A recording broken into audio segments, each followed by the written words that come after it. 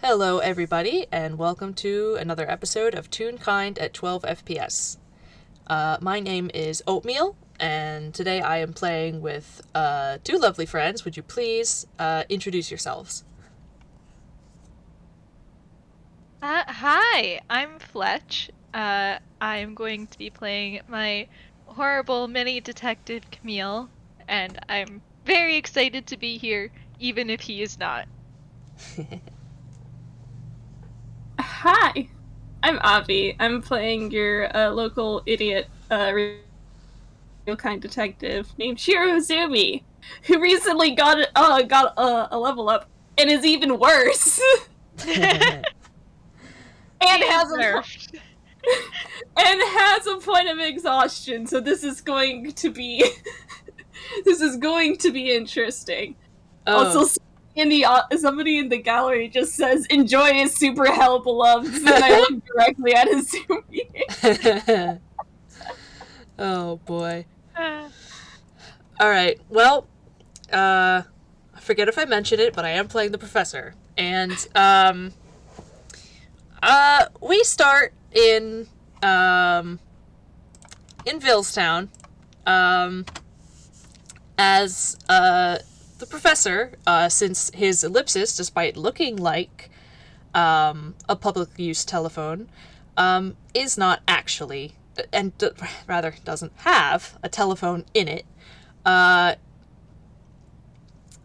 he goes out and finds another public use telephone that actually does have a telephone in it.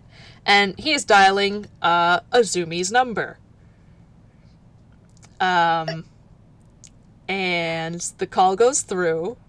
Alright, this is great, because Azumi did have the plot device in the disappearance game.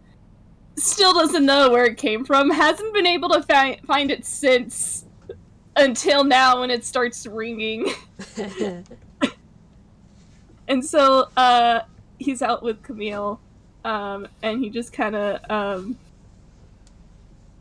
fishes for it from his pocket, and he answers the phone. He just goes, "Hello? Hello, this is the professor. Ah, yes. Professor, Do you what can I know... help you with?" Yes, Azumi, do you know how to reach Camille? He looks down to Camille. Real is kind of just sweating, and there is very much a little, shit.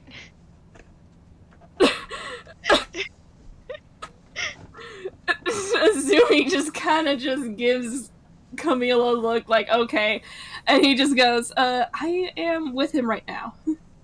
Oh, Uh, yeah, is he available to speak? Well, that is, in person? I have a conversation I need to have with him.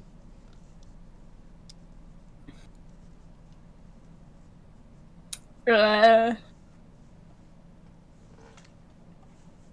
oh, incoming, we got somebody joining in and unmuted.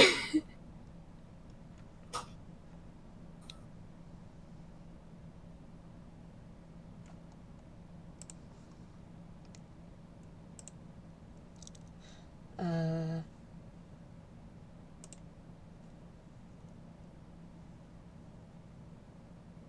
just gonna... Alright, there we go. There we go. Okay. Cool, cool, cool, All right. cool. And Azumi kind of just, kind of pauses and, like, does that thing where, like, he receiver, He what, the receiver? he covers the microphone of the phone, Yeah. and he, like, pulls it down, and he just says, he looks to Camille, and he says, he wants to speak with you in person. There is a very small groan from Camille. Just, oh, it was gonna happen eventually. Now or never. Okay. Okay. And then he just brings the phone back and he goes, he is, yes. Alright, are you two in town? I'm at the corner of, 49th and 5th. Yes, we just, finished up a case. We'll find you. Alright. Yeah. See you then. And he hangs up. Alright. Zumi's gonna relay that, street corner to Camille. Quick survival. You see, I would also roll a survival, but I know what a nat 1 is for Camille. Oh. If I get a nat 1 on a survival roll, that means he runs into another murder. Oh my god. Oh, okay. We're good. We're good. It's not that bad. Yeah. For the audience. Oh wait, I already said this. The one level in exhaustion is disadvantage on ability checks. Yep, but still got a 16. That's pretty good. Yeah. I think you probably make it there in good time. Yeah. Just kind of holding Camille's hand as they walk so he doesn't fucking lose track of Camille and they run into another murder. Yeah. Well, it's fine. They already ran into one murder today, so it should be fine. It should be fine. Well, as you approach this street corner, there are two bright red telephone boxes standing next to each other, and the professor is standing in front of one of them, leaning against it with his hands in his pockets. And I guess I'll probably roll perception to see if he notices. 11, it takes him a bit. 11's not crazy good. I mean, they're not actively trying to hide from you, so, like, that's above average, technically. Yeah, I think he notices once you get, like, closer. And, he stands up straight and adjusts his hat. And he is, grinning, as he usually does. Hello. Evening? Hey. So, Camille,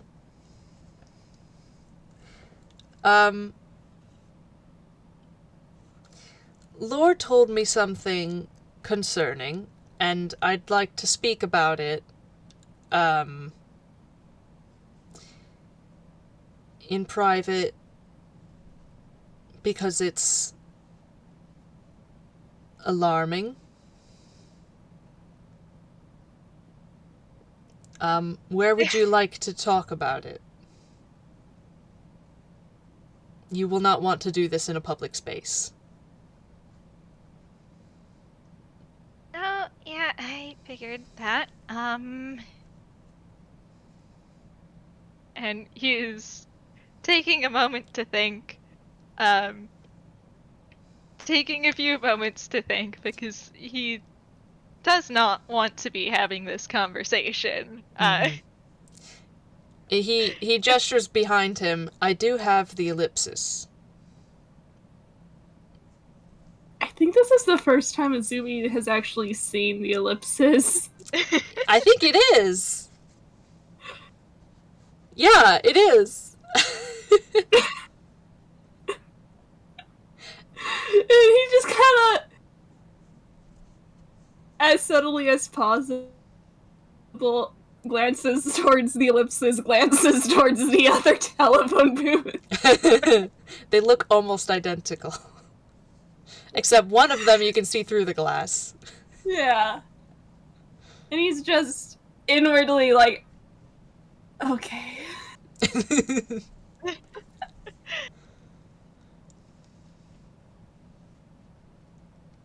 Camille's not questioning that too much, mostly because he has seen the ellipsis before. It is a little wild seeing them that and a normal telephone booth next to each other, but it's fine. Mm-hmm. And he kind of debates mentally for a moment before he's just like, well, I suppose there's not really anything better I have in mind. Well, in that case, he's gonna turn around and open the door and gesture inside. Welcome aboard.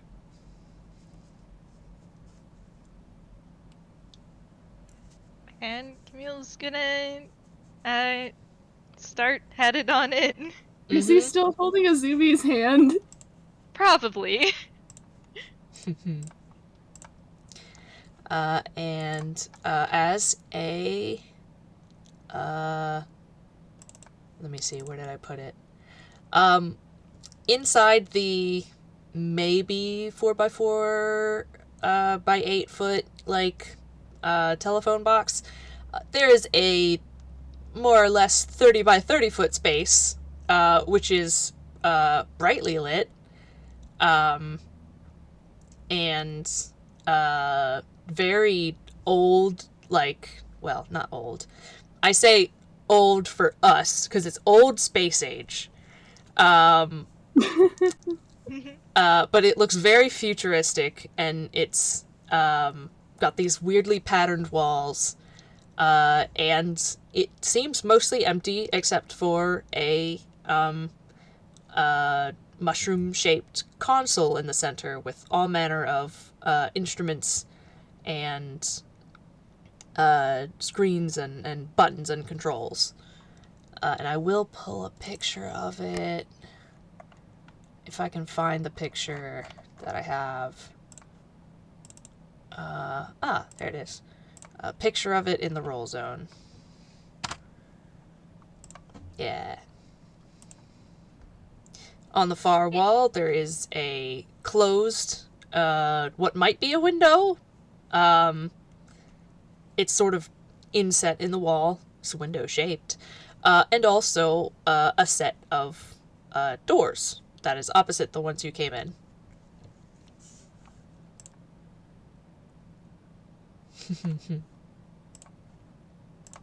Yeah, Camille is kind of taking a moment to really look around, because he has not been inside the ellipsis before. He's heard a little bit from lore, but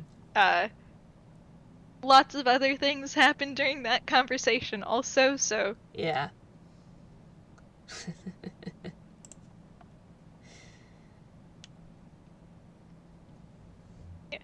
And just for a brief moment, curiosity has kind of overwhelmed the sense of dread he has over this conversation.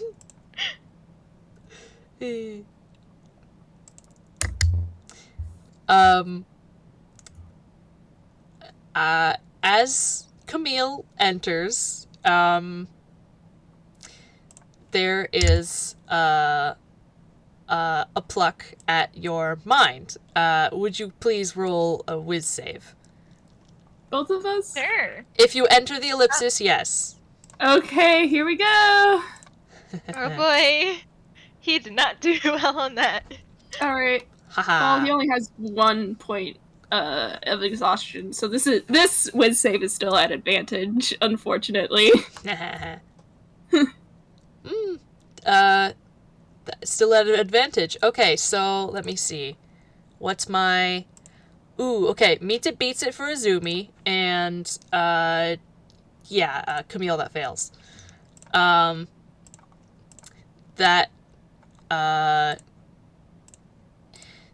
The ellipsis, not the professor, you can tell, has plucked at your minds. And from both of you, I want a surface thought, and from Camille, I want something that looms large in your mind.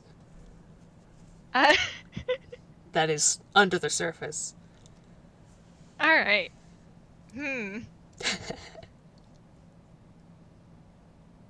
Let's see. Taking a moment to... Because there is A lot. something that looms large in his mind, but that is not... That is very much on the surface as is, so... Mm-hmm. I think... I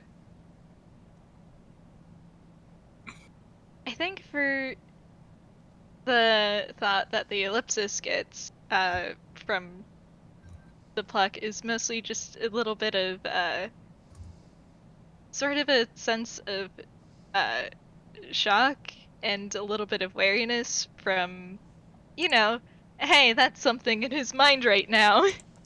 And as for the something large, that would probably be a good bit of worry over something getting found out.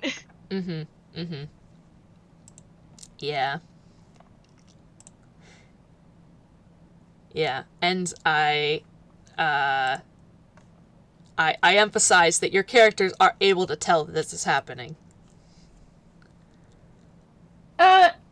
Yeah, I will say that, if they are aware, Lopter and Courtney don't take kindly to that. Mm-hmm. There's already 3 people in one head, they don't need a 4th. Uh-huh. So that probably sparks another argument. Uh-huh. But with Azumi specifically, I'm gonna make this concerning just because I can. Fair. My boy's not doing great, y'all.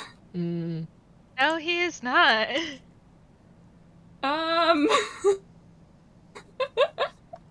Okay, how do I word this? Alright. Wrapped under, like, the edges of what might be, static numbness, there is a definite concern over Camille. Mm-hmm.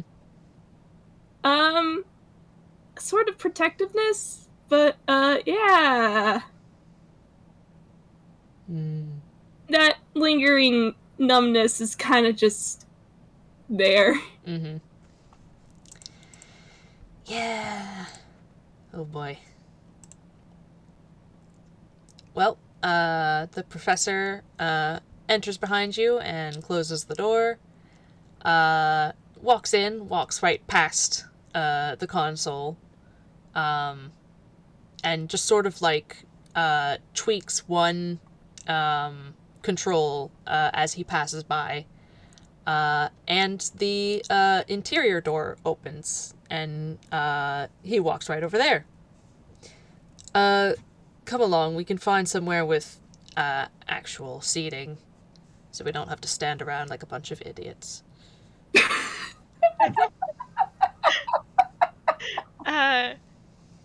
And Camille's doing his best to make this sound more curious than concerned.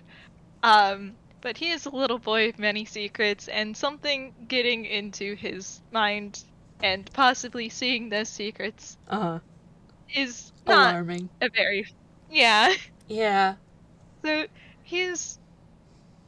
Before he follows, he's kind of just gonna ask, hey, what was that? What was what? The, pluck feeling? Why did you... He looks up at the ceiling and then down at the console, which is still in view, and he, like, he points his finger at it and shakes his hand in, like, a scolding motion. And he says, like, come on, you should know better. With these two, I mean, seriously. And he turns to Camille and he says, I'm sorry. She's She's very nosy.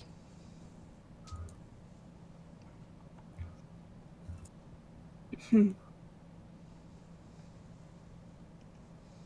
Hill kind of nods. He's fine.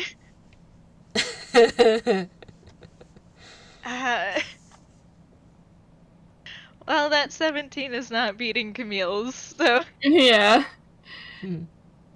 And, Zumi just kind of shrugs, and he just looks down to Camille and just kind of gestures like, shall we? He hasn't said anything this entire time. Hmm.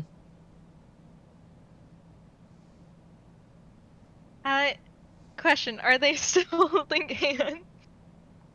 I mean, Azumi hasn't let go. Fair. In that case, Camille's going to try and give him a bit of a attempted comforting squeeze, and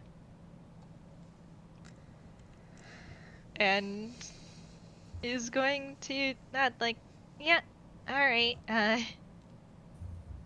she's not gonna do that again, right? She'd better not. Okay, Azumi does snore at the time. And he glares at the console again and says, "If she does, I'm disconnecting the telepathic circuit."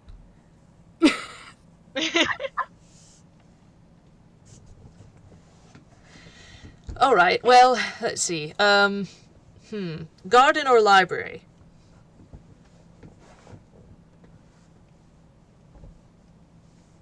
I have no preference.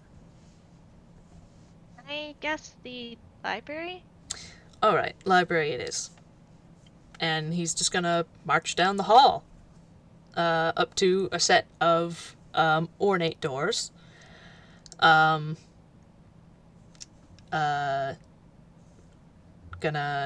they don't match the interior of the rest of this place. They look like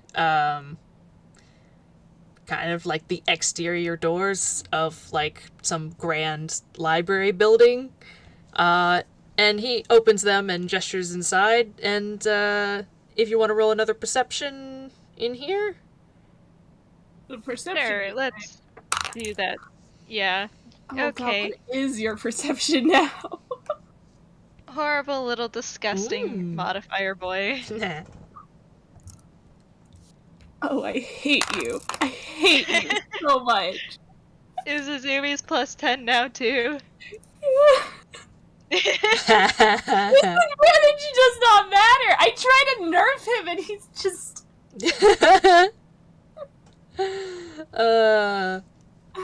I put my head in hands. Mm-hmm. Well, you both see quite a lot. It is a pretty grand library with bookshelves going back as far as you can see, stacked 3 tall, with like rolling ladders to get up and down.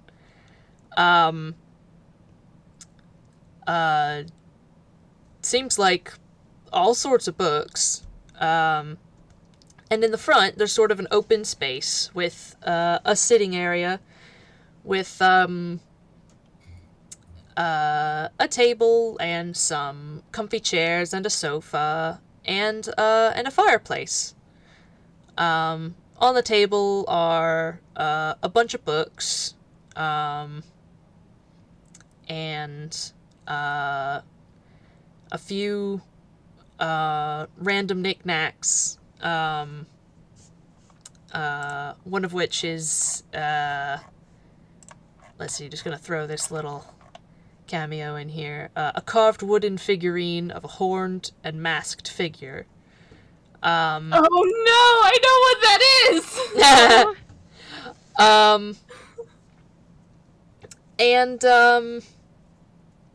Yeah, it's pretty homey. The lighting is totally different, like the walls are different. It looks like an entirely different, like, space building.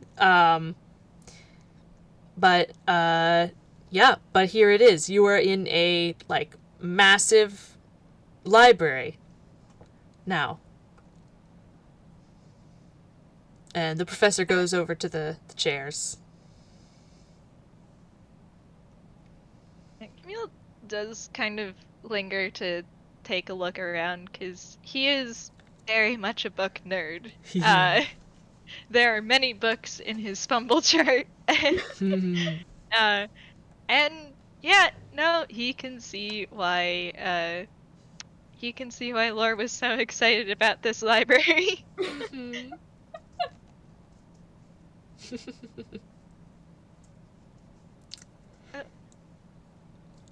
Also, Avi, would now be a goodish time to do the thing we talked about in DMs, or do you want to?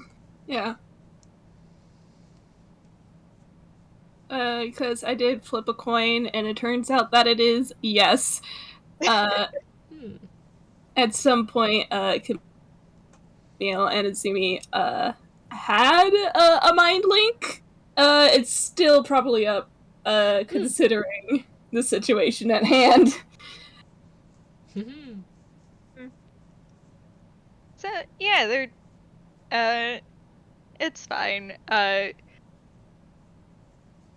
If Camille might have checked in on Izumi after the ellipsis kind of rooted around in their minds like garbage. You rooted around. Rooted around your mind dumpsters like a little time raccoon. Found more raccoons. We are all raccoons. Yeah, so probably gonna mentally check in with with Azumi again before moving into the library. How do I put this? You know that fucking air, somebody that's like really angry but is not saying anything about it. That's what you're getting specifically from Lofter. He is that Corey is pouting. Don't worry about it. He's still upsetty about the unexpected poor headmate. Well, honestly, Camille's probably heard them arguing a good bit, so you know what? He'll take the simmering over the arguing. Yeah. And he's gonna go and plop down probably on the sofa. Mm-hmm. He does have to like climb up into it. Yeah, Zumi will probably take a seat next to him. Mm-hmm.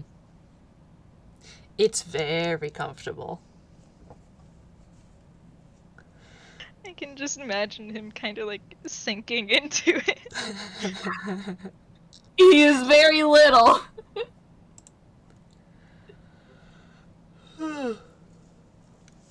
And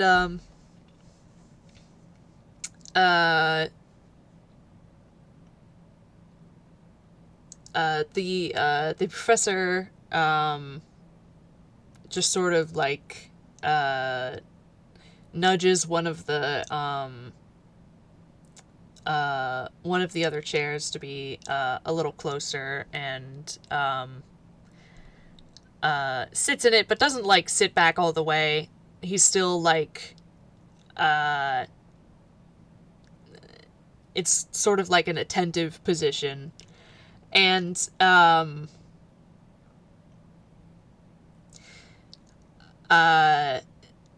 he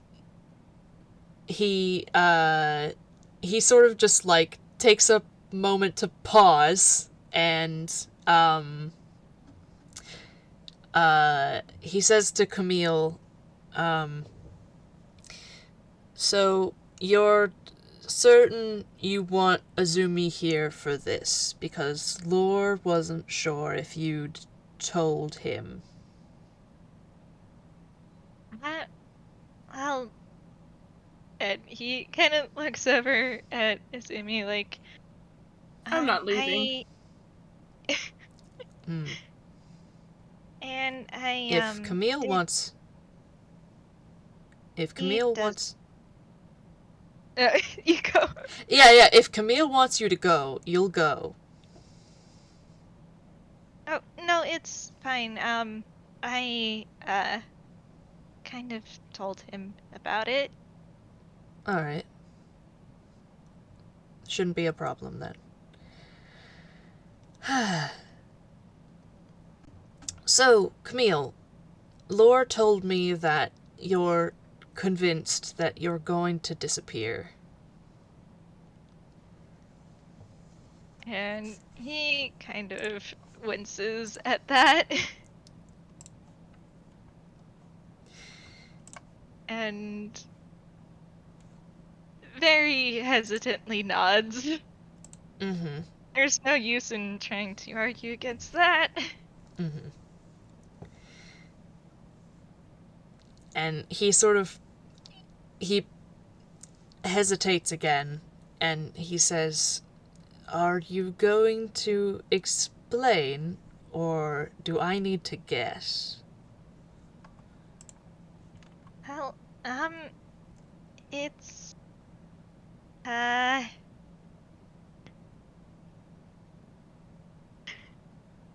He glances over at Izumi.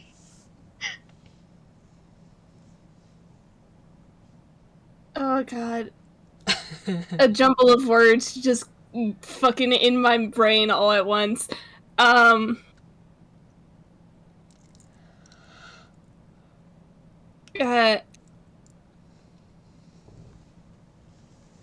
not sure if it's, like, obvious, because during their first interaction, Azumi has decided that he doesn't like Lore. Uh-huh. He still doesn't. He doesn't like Lore any better now. Mm. But he's trying to keep, trying to save face as I try to figure out how he's gonna fucking word this. Mm-hmm.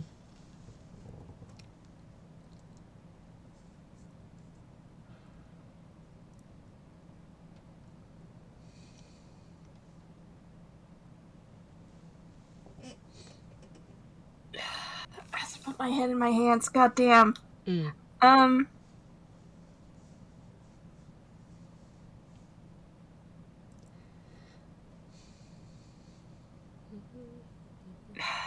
I think it's like the cover that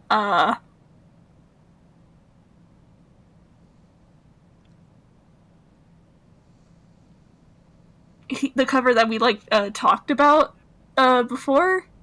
Yeah, I think that's probably what they're gonna go with. Yeah. And he kind of glances down at Camille and just kind of nods. Ooh, as I try to clear my throat. Excuse me. He says,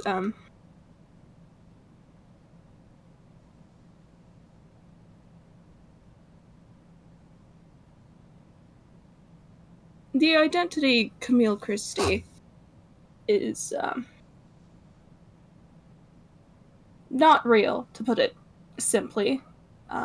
It was an identity crafted to keep Camille safe after witnessing a, rather difficult crime. Mm-hmm. And the reason why he looks over to Camille, because God, you really did have to word it this way, didn't you? The reason why Camille may disappear And he says that in, like, with quotes. There's, like, an air of quotes around that. He says, it's because when this crime is solved and the culprit is apprehended, intention of going back to his true identity.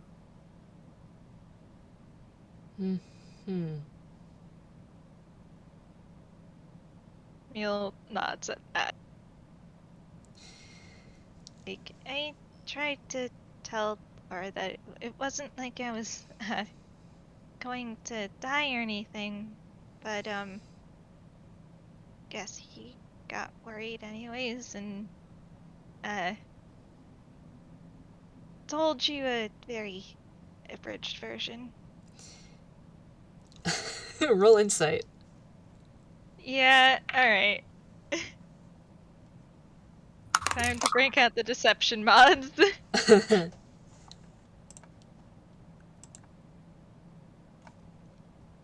Wait, are we rolling insight or is he rolling insight? You roll insight. Oh, okay. Alright. If I can type right, that would be great. Well, that is a dirty 20 from Camille because he's a horrible little boy. Ha ha ha. That's a 16. Ah, a 16. Alright,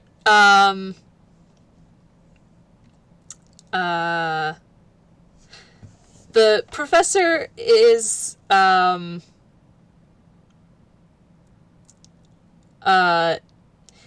your, like, last statement, he is so relieved, and he is not hiding that. From what you were saying before, he is considering it and turning it over in his mind. But, Azumi, you're not 100% sure what he's making of it. Camille, you know that, there is something about it that, he has some reservations. There is some part of it that is not clicking for him. Because it's, like, there is some part of this situation that he does not believe. Yeah, and... Sorry, I just looked over in the gallery. So fucking tiny! Oh my god. Tiny. Little boy in a big couch. Yeah, he's very small. But I think, outwardly, Camille's trying not to, give any tells that he's doing this. Mm-hmm. But through the mind link, there is a small, I don't think he's buying it. What the professor says is, so you're not, dying. No. You're sure?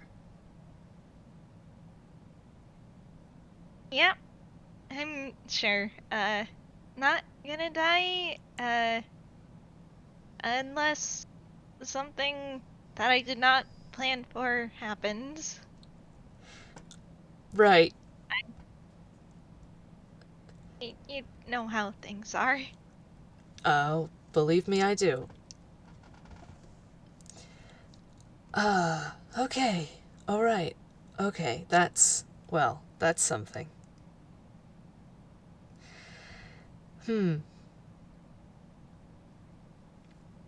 Sorry that, it, kinda turned into something bigger than it is.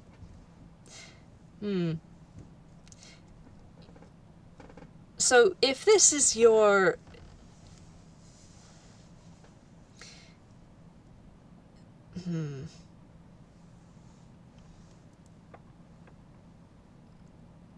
What I don't understand is why, if you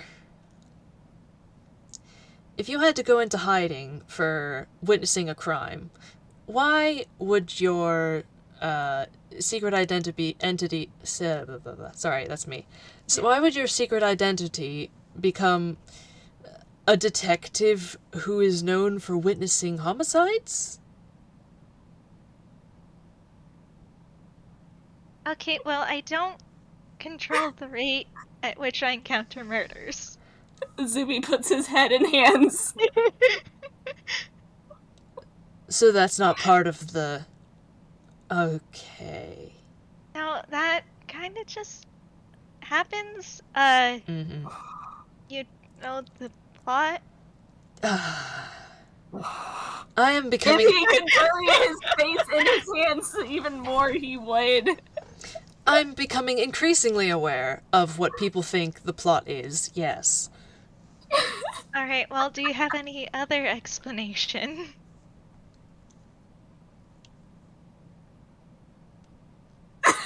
And he's just quiet. He does not. Unfortunately.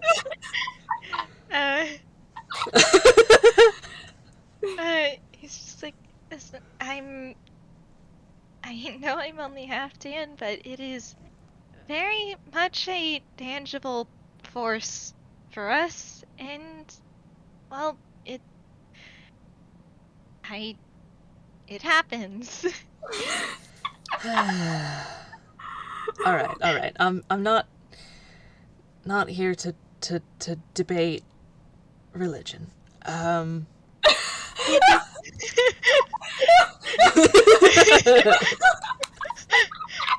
It's kind of just sighs like, it's not a religion. It's just for Tins, it's just another law of the world, like gravity or physics, and I know that we kind of break those latter two things a lot, but, well, it's... Alright. Again, Yeah, alright. I'm not... It's... Alright, never mind that. Again, if you have any other explanation, I would love to hear it. Nope. No.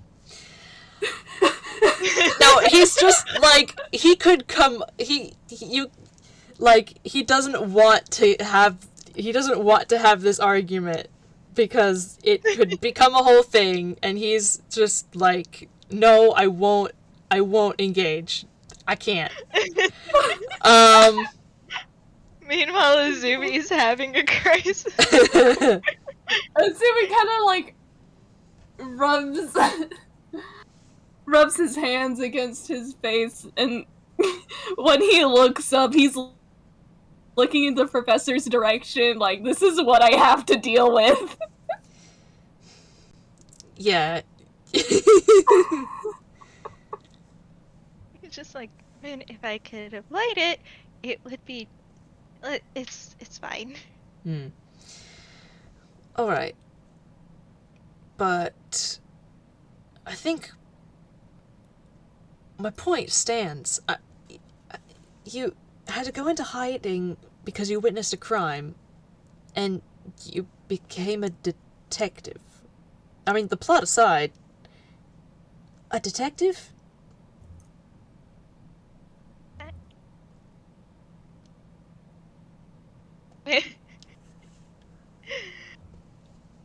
Alright, you're really gonna spin that lie? Oh, yeah, he sure does not know about all the attempted murders in the hospital. I don't think he even knows that Camille got kidnapped. He doesn't! He had a hint that he maybe, like, was missing for a couple days, but, like, that is it. That is all that he got from lore. And he hasn't heard anything else. I'm pretty sure if this is after Into Silence, Silence of Isolation for Yeah. Professor, Right? I think they did say that Camille was in the hospital for a little bit. They said a friend was in the hospital for getting defenestrated, but they didn't say who. Okay, yeah, no, okay, that's fair. And the professor was just like, oh no, that's terrible.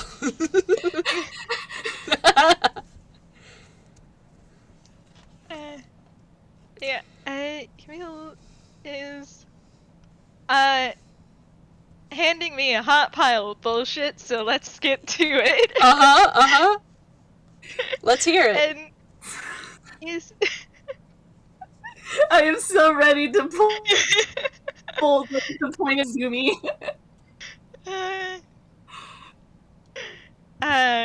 There's a quick mental sort of apology in Azumi's direction, but he knows that the more he hesitates, the worse it's gonna seem. And he's just gonna go, well, I mean, detectives are really cool, I think. They really helped me out. I know! Azumi looks so pained! He can't cover you for this one. Sorry, buddy. Yeah, there's only so much he can do. She's just like, he helped me out when earlier, and well, I guess the impression kind of stuck. And since I was running into all sorts of crimes anyways, it felt like if I called myself a detective, I could help people too. That's... Sammy's just sitting here. He's just like, no, this is not working. This is not gonna work. I think he face palms again. Yeah, that's not helping. Yeah, the facepalm, I think, is what really... He just buries his face in his hands and he's just like... You'll never guess what he rolled on deception. Please! Whoa! Oh. That's a nat 1 for the audience. Wow! Perished. Wow! I mean, that's nuts! yeah, so Camille was certainly trying his best. Yeah. But Izumi dying over in the corner certainly didn't help selling things. Yeah. Okay. Izumi's an expert liar. Part of being an expert liar is knowing when you cannot lie. Yeah. This was a moment where you could not lie. Mm-hmm. Yeah, and... I mean, there's bits of truth in it. He does genuinely want to be a detective to help people. Right. But... Yeah, but... God. Oh, boy.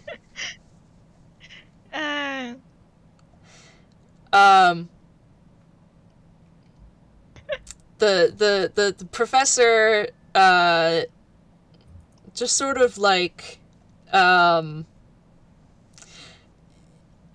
his face is kind of inscrutable as you're, like, laying all this out. He's got kind of a, like, neutral but, like, attentive expression.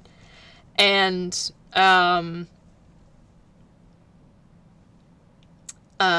he just gives a curt nod at the end.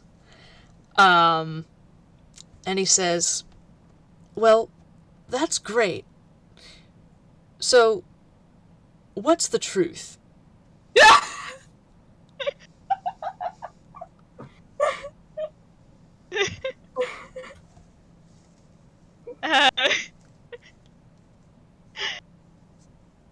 Camille kind of just flinches and mentally kind of poking at Azumi again. You just dug yourself a bigger hole. I don't think I can help you out of this one. Not unless you share some truth.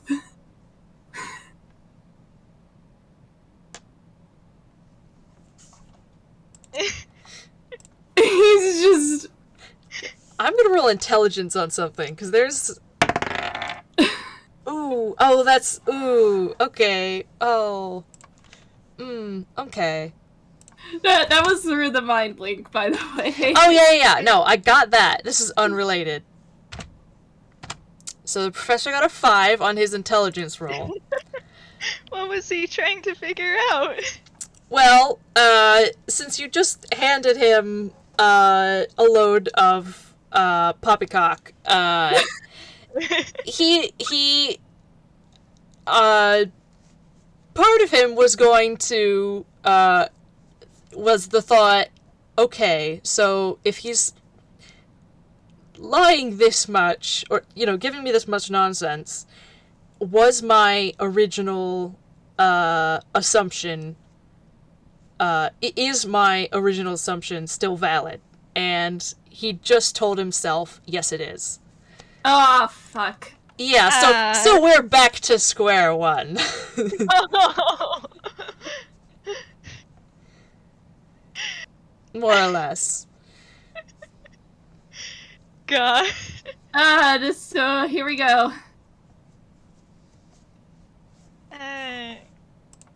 Camille kind of just does a deep sigh, like, sorry, I'm not used to being able to talk about it.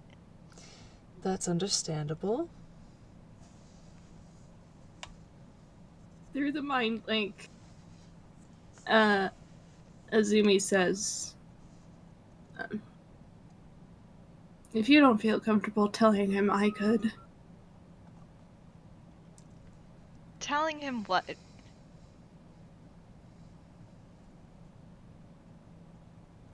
Well, you were a detective in your other identity.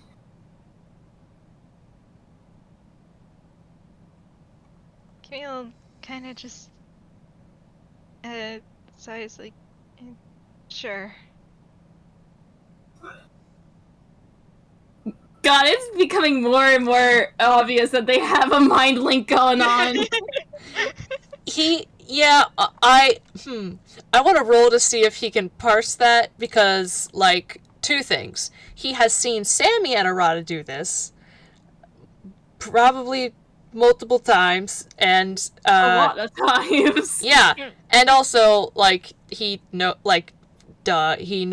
Azumi is a Kalashtar. The only other thing, though, is he doesn't know if anyone else knows that. He honestly doesn't think anyone else knows that, because of his impression of Azumi. So I'm just gonna roll, I guess, intelligence. Yeah, sure. Yeah, alright. That's a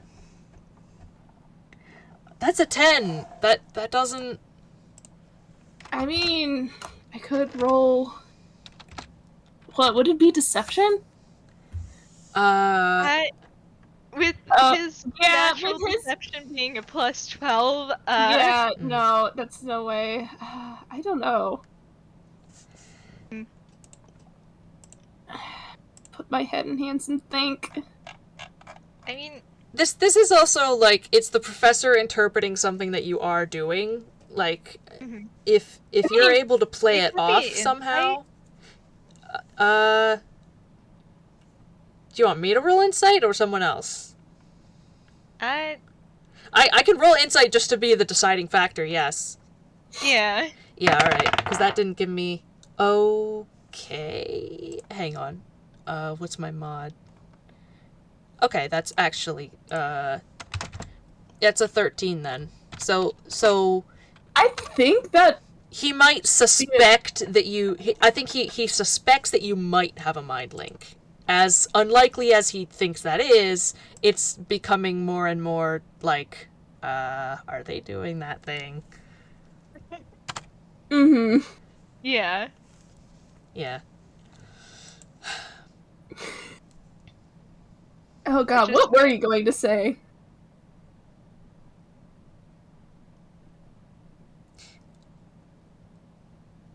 Let's see. Alright, yes, okay, I remember what it was. Azumi, takes a breath and sighs, and he says,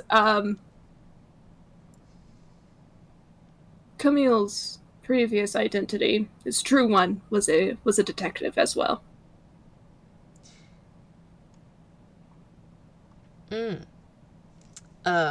A different 6-year-old detective. I see.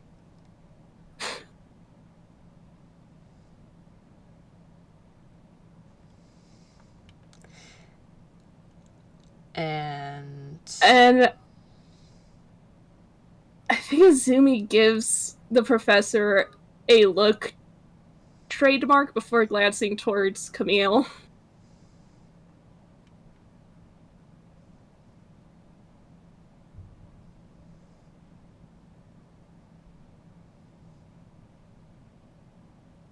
Bill is currently kind of just sitting on the couch, looking down at his hands because, boy, this sure is a situation. Mm-hmm. I think... Oh, why are we getting to this line already? Okay. Okay. Over the mind link, Azumi says, Camille, do you trust me? Yeah, I do. Do you trust that I trust the professor?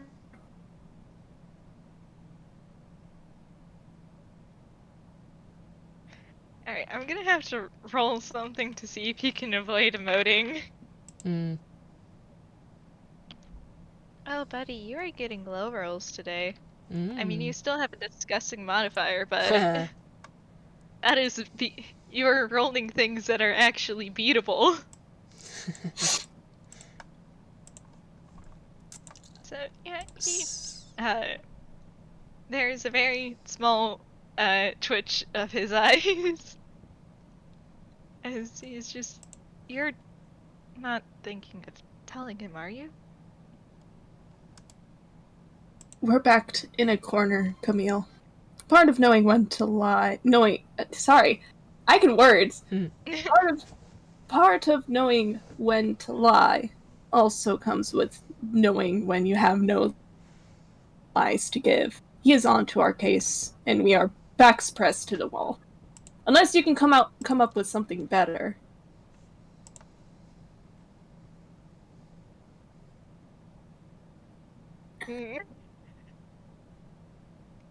The professor knows that I'm a Kalash star.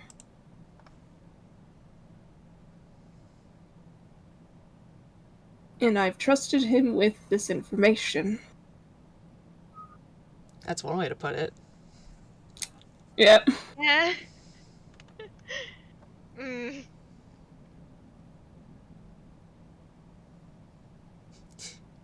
Meanwhile, the professor is like, oh, they definitely have a mind link.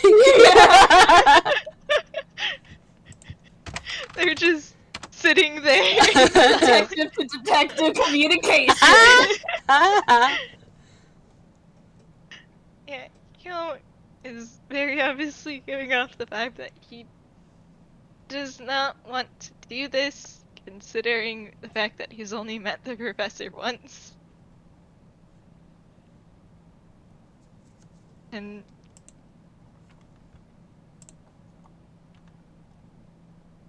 it's kind of obvious he's still trying to think of a way out of this. Kind of rubs a hand against his face. If you're trying to think of a lie, I am just going to say it for you. Well, you asked if I had any better ideas. And it doesn't seem like it.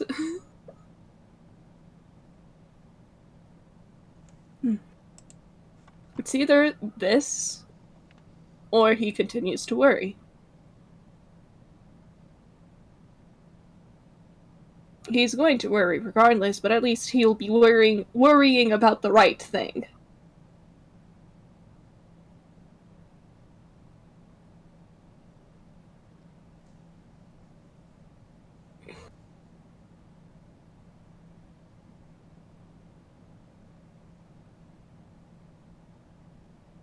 He is a stubborn little boy.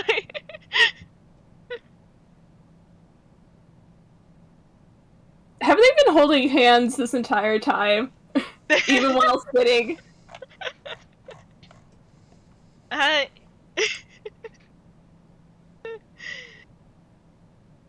Let's roll D2.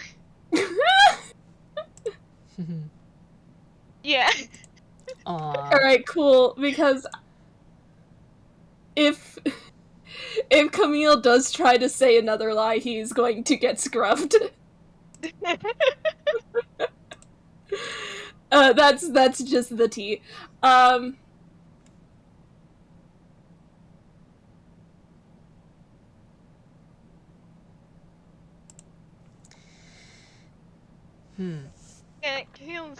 he is very much giving the impression that he does not want to back down that easily. Just put my head in hands. Yes, he's getting better, but also he's only met this person once. So, I just rolled, an, and are you gonna be rude, Professor? And the answer is yes. Yeah.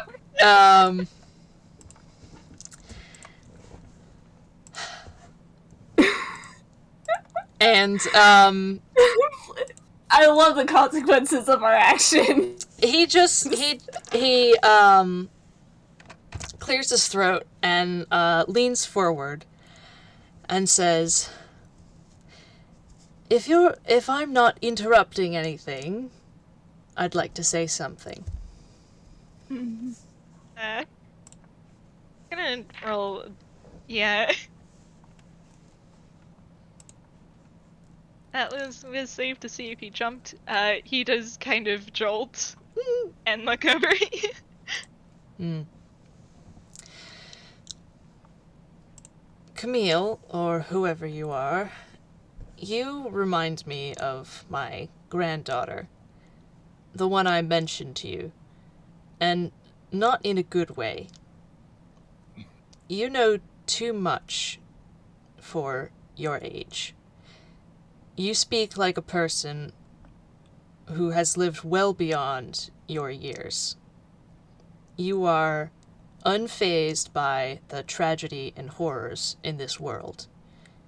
You hide parts of yourself that a child shouldn't know to hide. And that is just what I have seen. May I make a guess?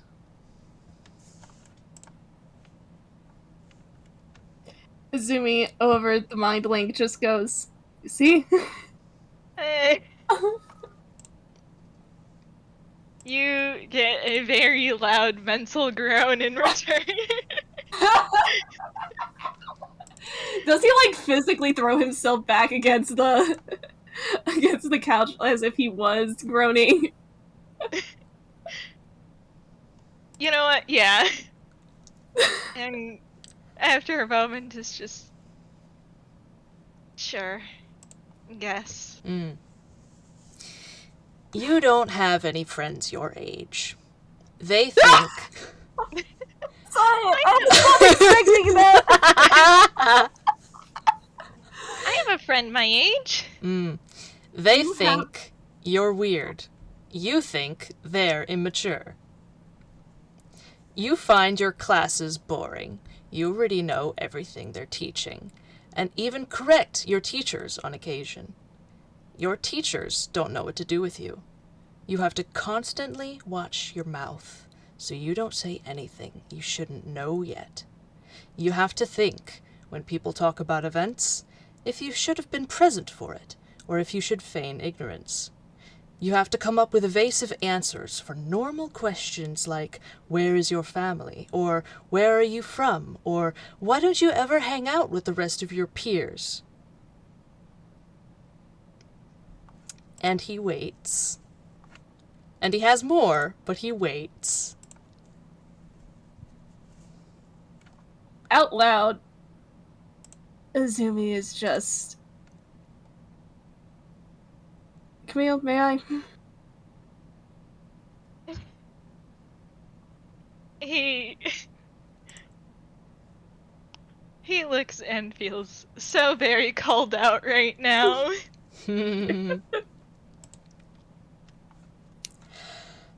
And he continues. He says, his last bit, he says, "My granddaughter had a reason. She was an alien time traveler from a world far more advanced than the one she was on, who had witnessed several historical and future events firsthand, and whose only family was a grumpy old man whose home was an impossible phone box stuffed away in the corner of a junkyard. So, what is your excuse? Hmm?"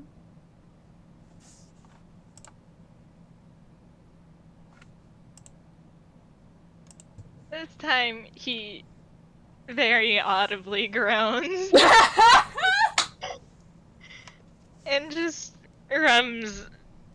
He kind of just like puts a hand to his face and kind of rubs it under his glasses.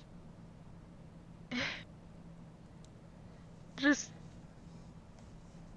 sighs. Like, uh,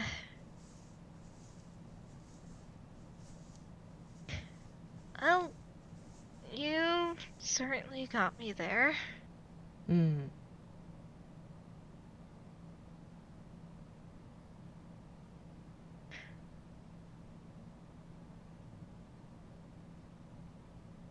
Well, I suppose we could start with something more blatantly obvious. Yeah. Camille Christie is not 6.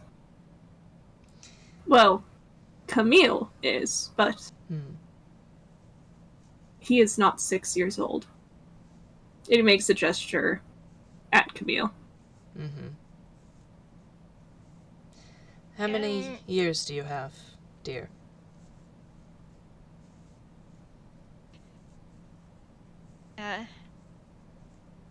I'm supposed to be 16. Mm-hmm.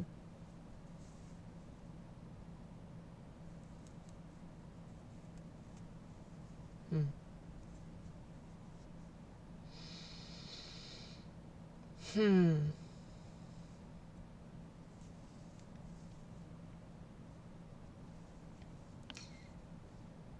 Was it magic? Oh, if it was, this would be much easier to solve. I mean, you kind of saw for yourself. I did, if it was magic. He shrugs. I would have seen.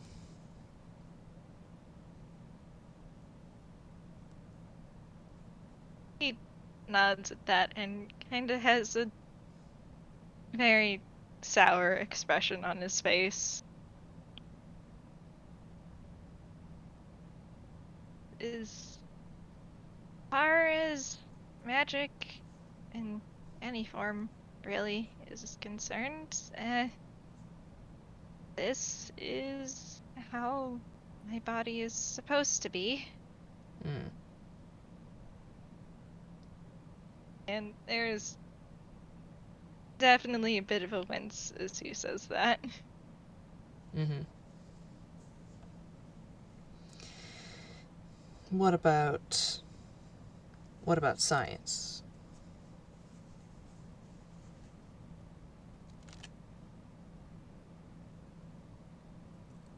Azumi, once again looks in Camille's direction like, should I take over?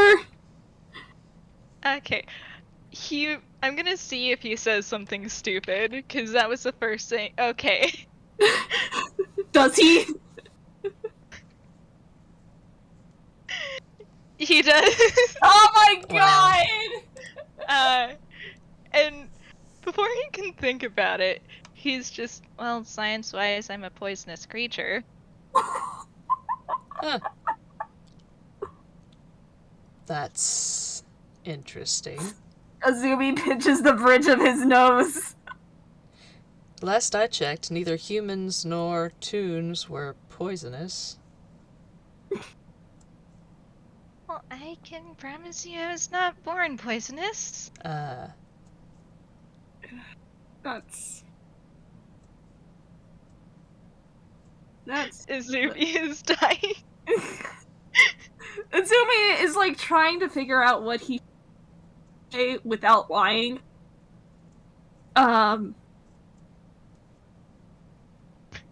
He kind of gives like a look over to Camille, like, I can't believe you started with that. All because of Sammy. Camille just gives him a helpless shrug. And he's just... That's the crime Camille witnessed, so to speak. The poisoning of his old identity. This was a side effect that was not meant to happen. You weren't meant to survive. And as far as the rest of the world knows, you don't? You didn't? He nods at that, like, yeah, it's... As far as I know, I'm the only case of it not working. And I have pretty good evidence that it does work.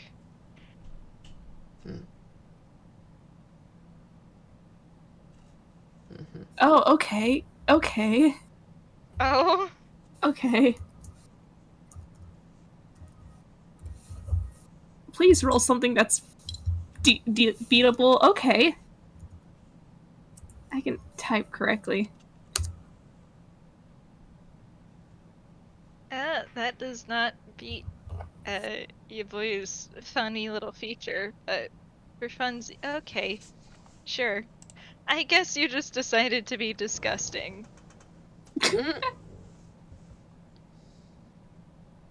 There's like... I mean, if you want to insight as well, Professor. Yeah. He's not lying. He's not saying anything at this.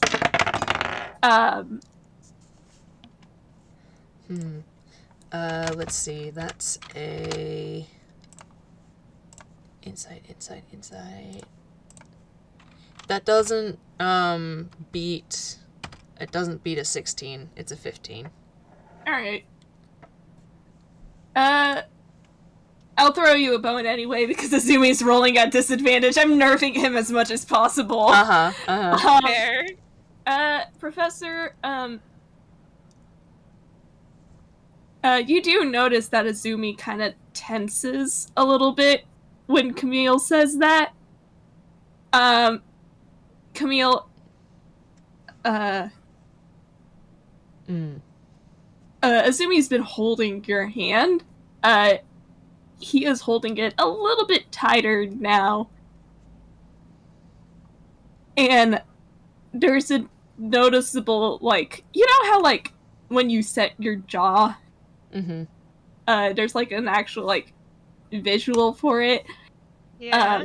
It's like he was going to say something, but then forcibly stopped himself from saying it.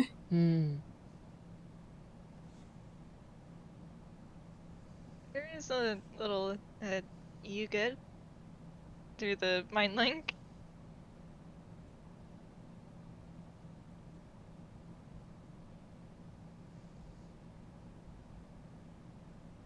He doesn't say anything. Because it would be a lie. Fun. I was just gonna file that away. But in the meanwhile, he does kind of, give Izumi's hand a bit of a squeeze.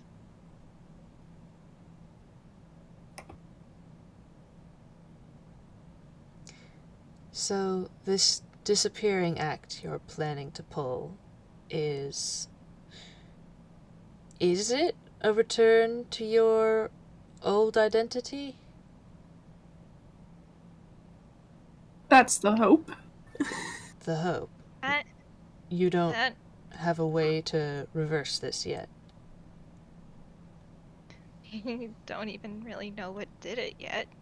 It's a bit hard to reverse engineer something you don't have. So that is the best case scenario.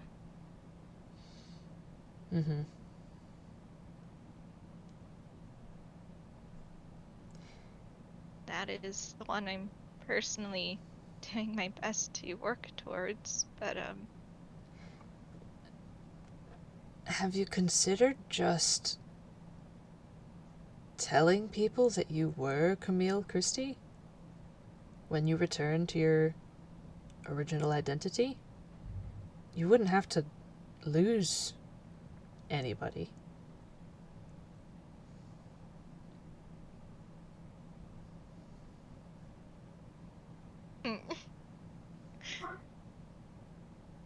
there's no way he can say this about severely hurting Azumi. Oh,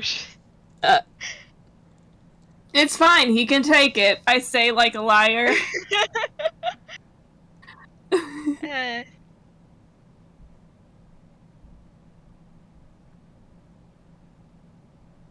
And he's taking a moment to think, like, if that is an option, I'll definitely try and take it, because I don't think certain people are going to let me get away with faking my death twice. As I quickly roll.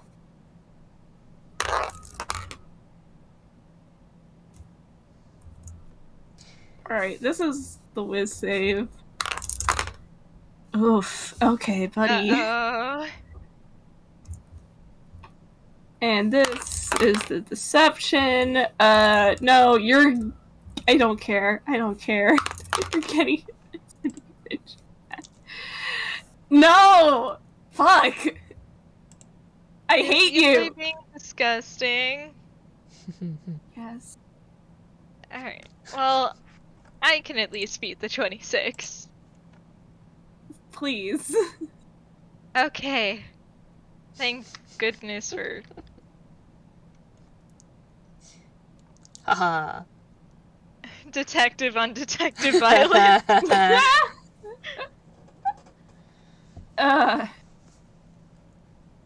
You notice he's squeezing your hand again. Oh. I can imagine that would be a sore point. Just a little, yeah. Even if I didn't really mean to the first time. Sure. But doing it a second time and not having people in the loop would, could have some unwanted, consequences. Getting my... Yeah. So, I don't really plan on doing that.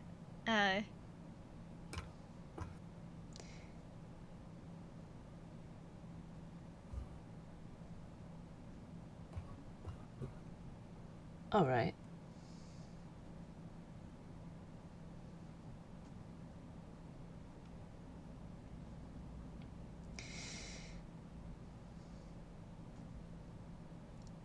Are you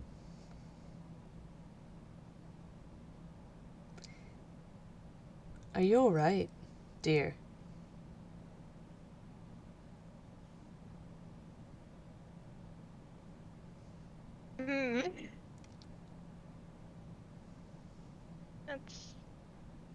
Let's see.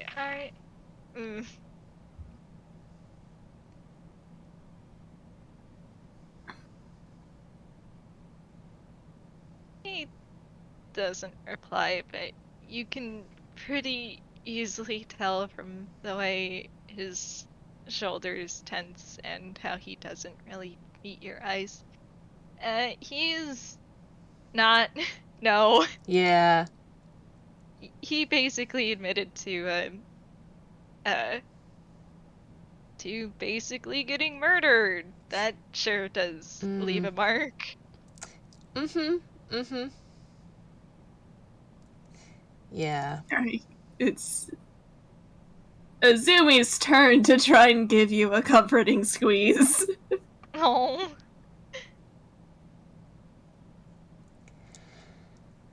They're just pro workers. It's fine. The big bro instinct prevails. Even if he doesn't know it's a big bro instinct. It's fine.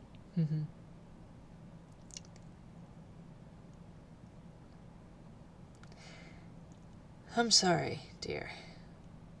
And his eyebrows furrow and he says, I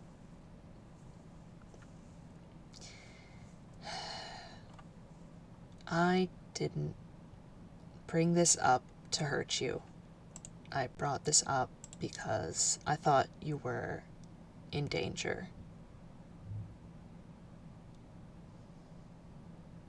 Well, that's not exactly far off from the truth. The culprit is still at large. Oh. So that's another reason I can't really go back yet, because, if... They'll find you. Yeah. Finish the job.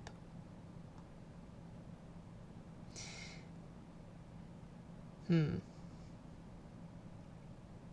they'll not have wanted there to have been any witnesses. Interesting. So, if I'm found out, it's,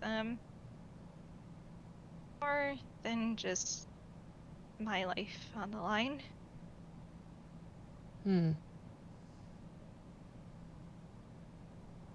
Indeed. There are others involved? Camille has somebody waiting for him. Oh? Waiting for him to return to himself. You mean? I might have jumped the gun. Hang on. Because if this is on the timeline where we discussed it, I don't know if he would have phrased it like that. But also, it's probably the nicest way to say it without outright saying it. Yeah. And Camille's kind of just like, yeah, well, they know now, but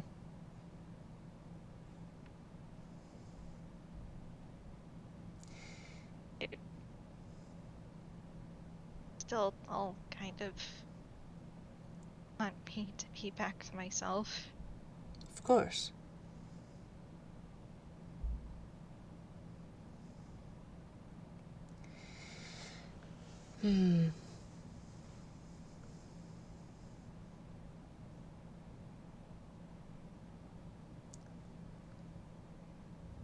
Are you gonna say it? Are you gonna let something stupid slip again?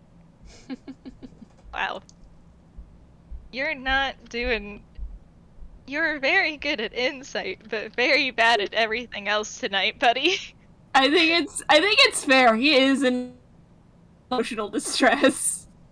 Yeah, he kind of leans back into the couch, and it's pretty obvious you weren't meant to hear this. But he does mutter, like, especially because I don't think I'm getting older.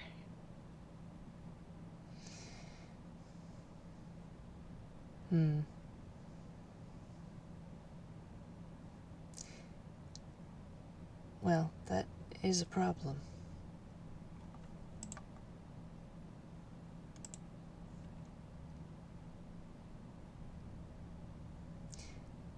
Is it... It doesn't sound like it is. But I'm obligated to ask, is it, do you think... Is it some sort of... temporal mistake? Some sort of time device that did this to you? I mean, the poisoning makes me think otherwise, but... Camille, it's like, no, it's certainly, it was related to that. I probably would have been chasing you down a lot harder.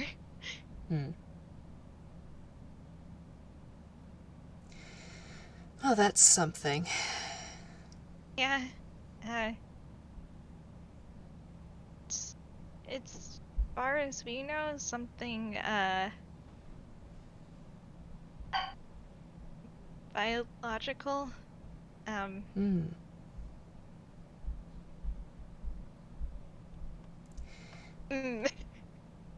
The things he could mention.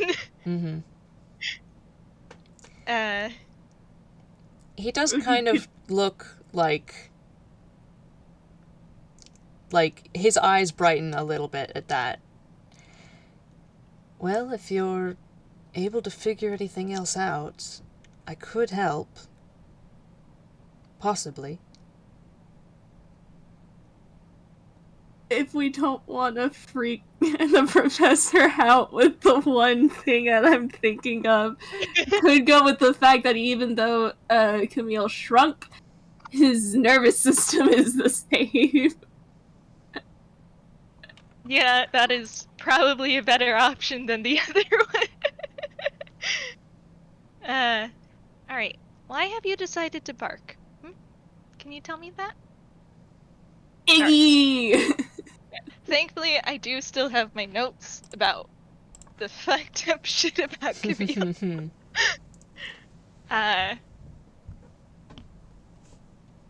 And certain people have been stuck listening to me try and rant about how this poison works. It's fine. But, Boy, hearing it in character is gonna be great. Yeah. Camille kind of just, sort of taps his fingers against his knee as he thinks, like, well, that would certainly be, useful even if it isn't exactly your area of expertise. I mean...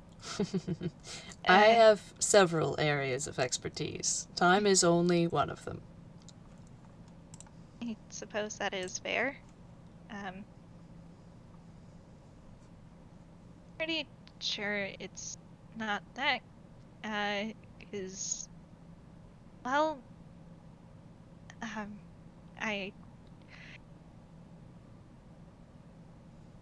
he's trying to find a nice way to word this without immediately giving away some of the fridge horror, but at some point kind of just gives up, like, well, for example, my nervous system is relatively unchanged.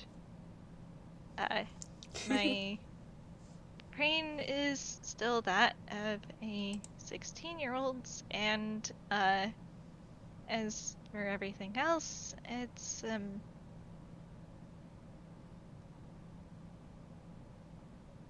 sort of compacted.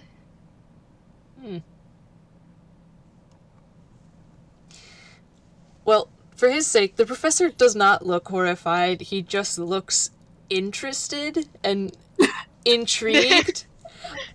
and he leans forward a bit and that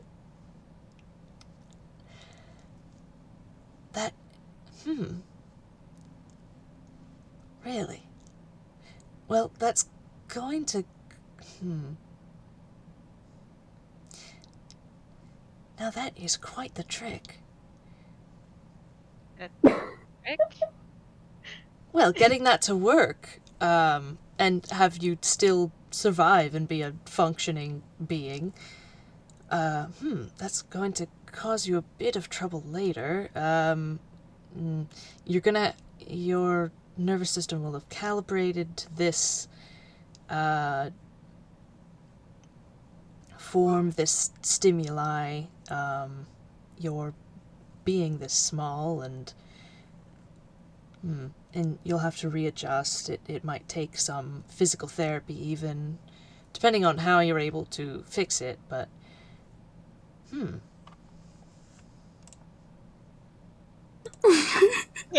Sorry, I looked over in the gallery. Somebody just said, that's a funny trick to play on God.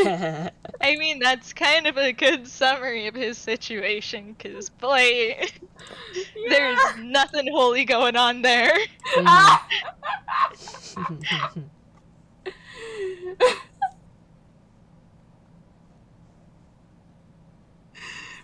Is that all you know? You can't horrify me with things like this, by the way. It's... Believe me, the things I have seen... He just sort of shakes his head.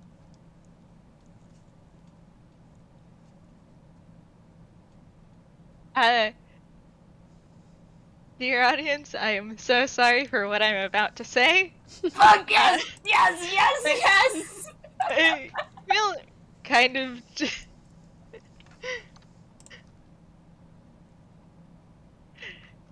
Yeah, Camille kind of just blinks and is just like, well, I have infinite teeth. Of course you do. He just looks up at that like, what? Seriously? What? About the teeth thing or about Professor's reaction? That's what you have to say?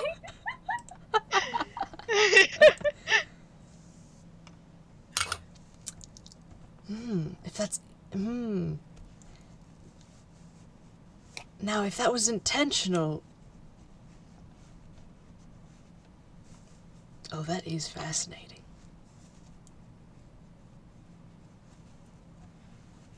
I kind of doubt anything about this is intentional. That's what makes it so amazing. This shouldn't work. Sorry, as if he was going to say something, and then he just shuts his mouth again.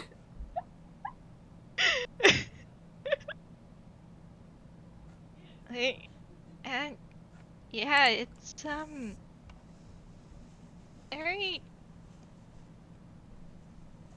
very odd trait. Mm-hmm.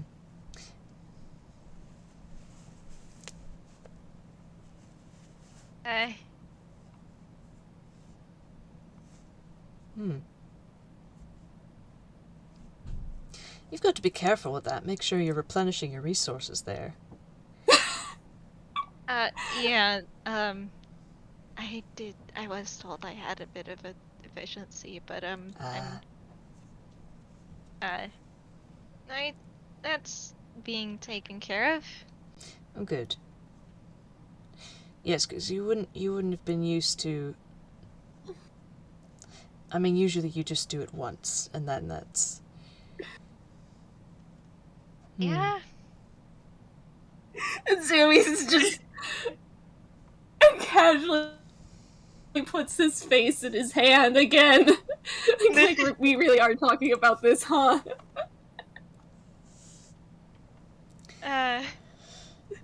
Well...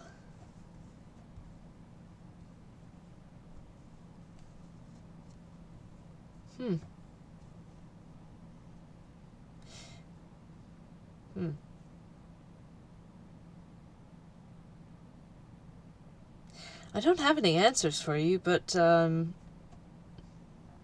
I come across anything, I'll certainly let you know. Yeah, that's why I was kind of trying to find odd happenings that didn't involve magic. It's a bit vague, but it is one of the best leads we have. Mm-hmm.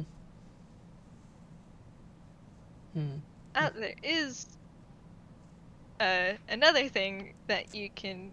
I don't think Camille noticed this, but I do think Izumi did because of his disgusting passive. Oh, disgusting. Even more disgusting recently. Yeah, so I hand you that because I do think he was one of the people who noticed that during that game. Oh, yeah. Uzumi kind of just looks up from his hand, taps a finger against his knee, and he goes, there's also that bit about your blood. Would he have told Camille about this, or is this news to him too? I mean, considering that one, they've slept together in the same hospital room, and two, inmate. You're gonna run out True. of things to talk about, and eventually it'll come up. Yeah. Yeah, so Camille kind of blinks like, oh, right, that too. What's odd about your blood? It's iridescent. Aside from... Is it? That is... unusual. Odds. Admittedly, I don't know what a half-toon's blood is supposed to look like. Mine's always kind of looked like regular blood. Mm-hmm. Until that. Yeah, he kind of just gestures at himself. Mm-hmm. Interesting. Iridescent. Now, what?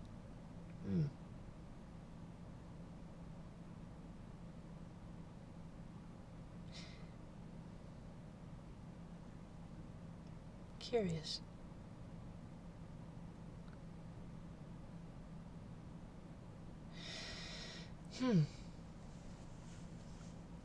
Well... Oh? Camille, I want to thank you for telling me, and I'm sorry for going about it like this. And if you need help with any of this, please do not hesitate to call upon me. I mean that.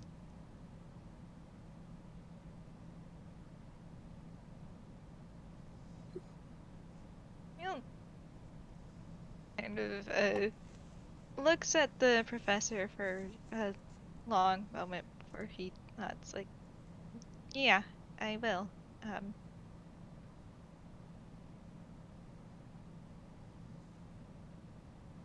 Why did you hand me that?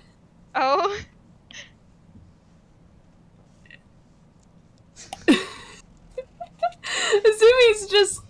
Azumi just handed me, if you don't, I will, and I'm just like, are you sure you want to say that out loud?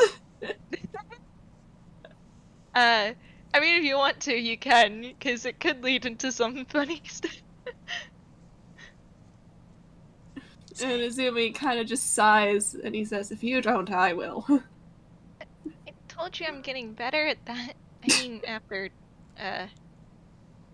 all of that. The professor beams.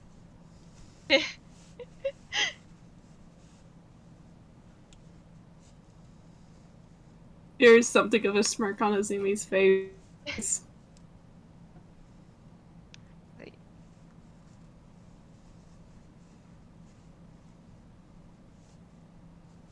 Are you really gonna make a vague joke about that?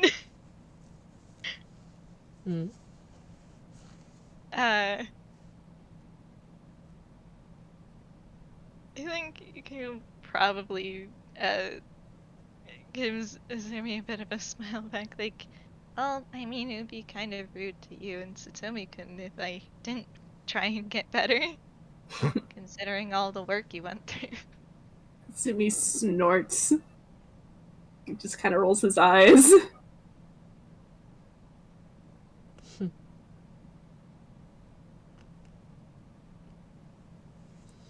Not to mention with the whole, I mean, I did already kind of learn a lesson with the whole, Are you actually gonna say it? Okay. I think Azumi kind of just... You know that, I hold you so gentle. You got a nat one.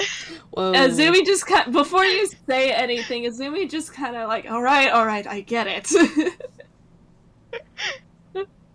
Stop. No need to get all sappy. Yeah, he was gonna mention the kidnapping incident. Oh my So- goodness. Hey, Professor, if you want to roll perception. Yeah. Oh, ooh. What is your mod now? That's still bad. Perception. Got a 8. Oh. Yeah. Ah, I know! He has normal stats. Man. man. Well, he's not a detective, No. so...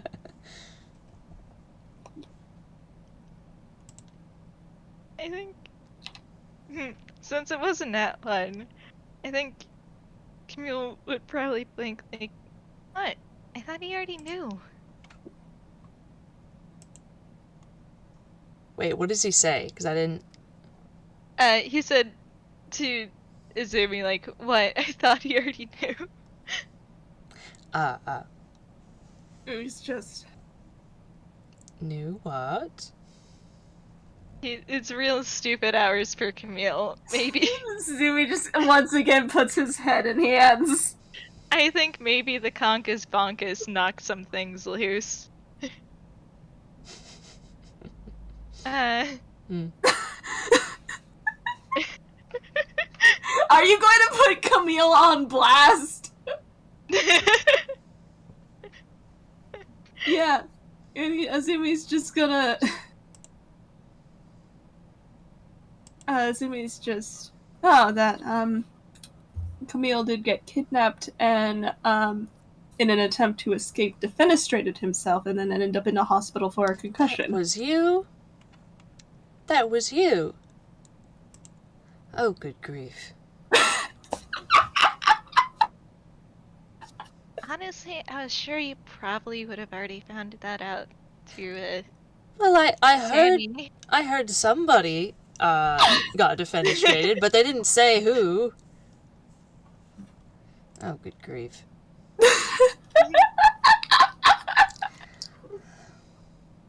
He kind of sleds.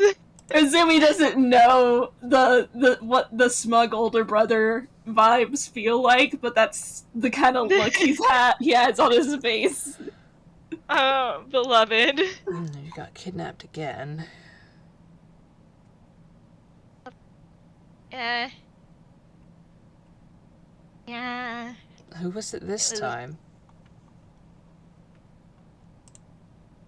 Well, actually, that does remind me that I did, accidentally neglect to tell you something earlier when you asked about why, a lot of toons, don't quite trust real kind. Mm-hmm. Do you know Sammy Satomi, yes? I- You know his relationship with, Simon Sinclair? I do. In that vein. Oh.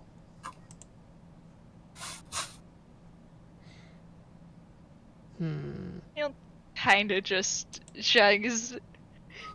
The impression is not that he has not yet realized that anything about that was traumatizing to him. He kind of just shrugs at it and is just like, yeah, I was not really smart on some things, and Don't Azumi blame yourself. always said that.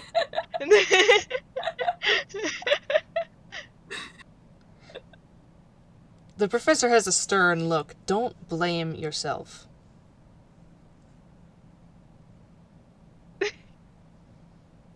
Azumi does kind of not bites say his anything.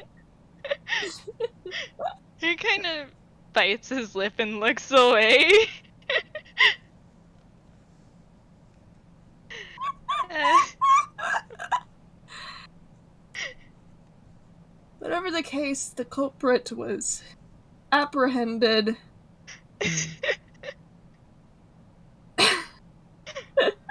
yeah. I look away from the gallery, god damn it, guys!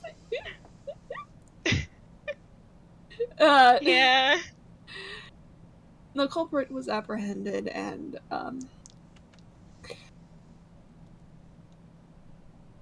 are you gonna put Sammy on blast, too? Oh boy. Izumi woke up and chose violence. And,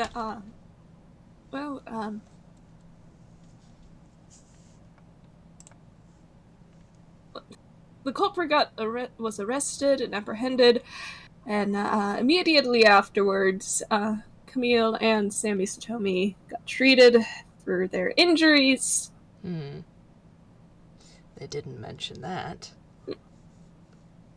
Oh, they didn't. No, they didn't. Actually, to be fair, Sammy mentioned something obliquely by accident.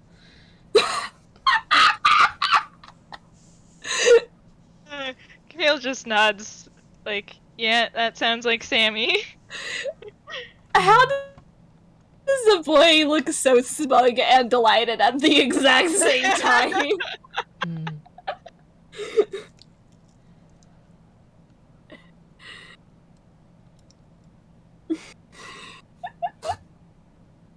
But yes, he did recover well from that as well.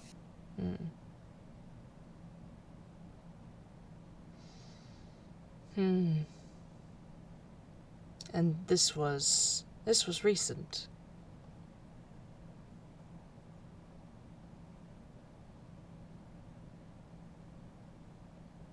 In a manner of speaking, you are a time traveler.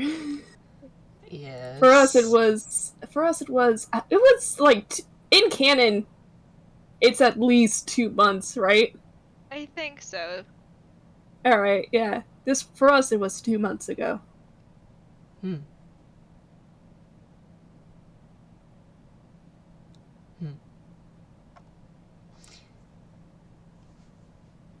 I see.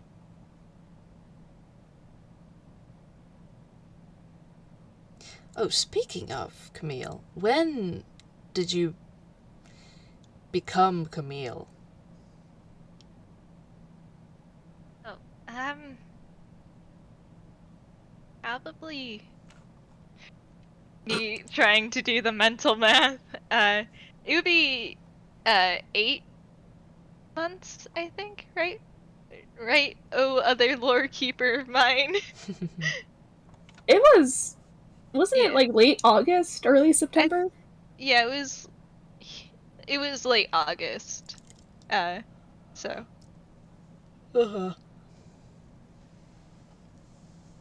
However many months that was. It was just like, yeah, it was late last August. During Toontown, you probably heard about it in some way.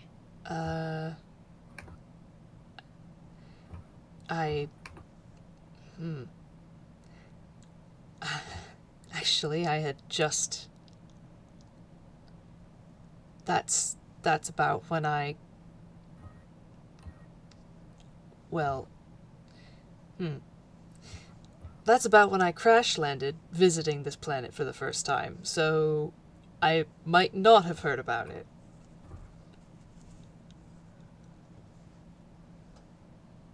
Why is that what Oh. makes you laugh? Azumi about to laugh while Camille handed me a line that would absolutely make Azumi furious in a way. Oh boy. Yeah, because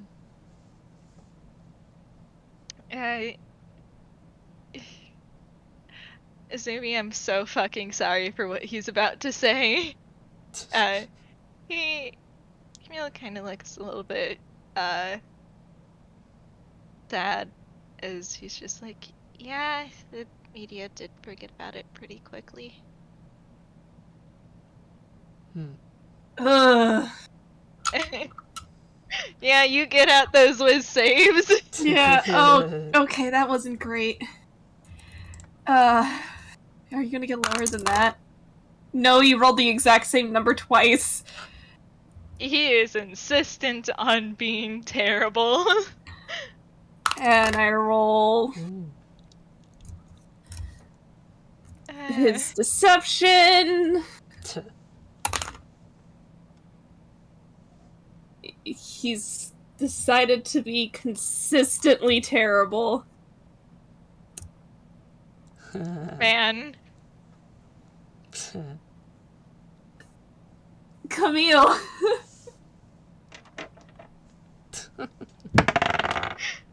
I put my face in my hands. The one time he rolls bad on insight. No. The I could just give it to you. The highest Professor could get with the insight. Well, he rolled a 17, so not a 17. Unnatural 20, so that doesn't beat your deception. So close. Yeah. Yeah, if it was your old modifier. Azumi's just stupid. That's the tea. I don't know what to tell you, audience. I could give Camille something via rhythm, since they are mind linked. Sure. I can't remember if I forgot what specific instruments are in Azumi's theme. But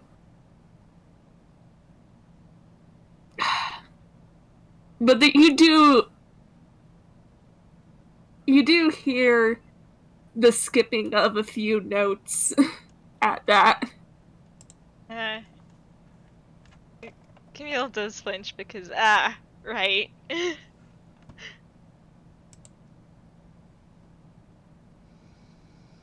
Are they still holding hands? You know what? I've kind of just accepted that they're gonna still be holding hands.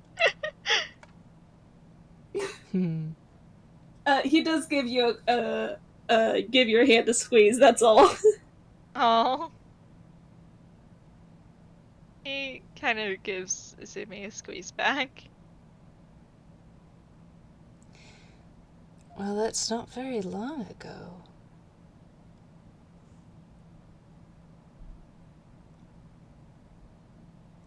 Ugh, and you've had to deal with the public school system this entire time?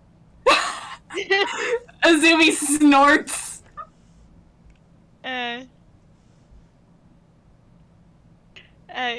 He'll also kind of snorts, like, yeah, and I thought first grade was bad enough the first go-round, but considering how much school I missed, I heard that, instead of finishing the year with everyone, I think I'm gonna be getting a tutor, and then next year I'm just going to say that I am homeschooled. There's a bit of a grimace. Then you're gonna get some proper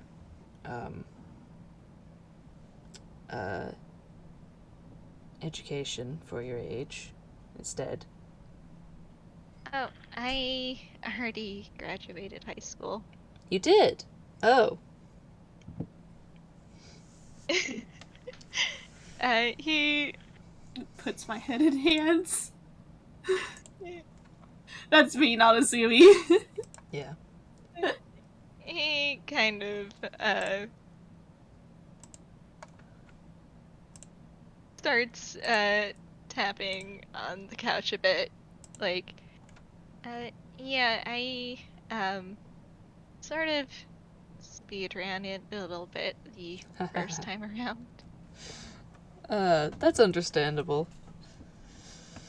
A little bit. A little bit, I say.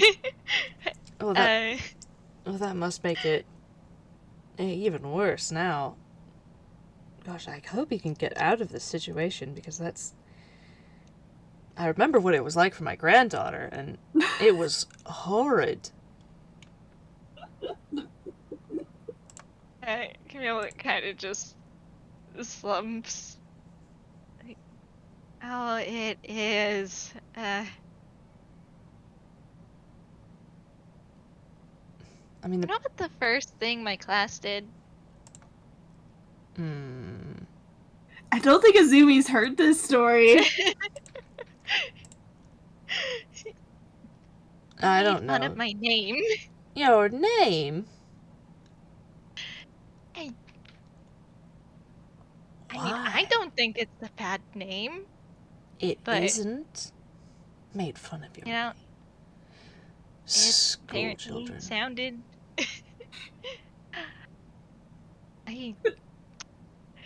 He's just like, I got bullied by 6-year-olds.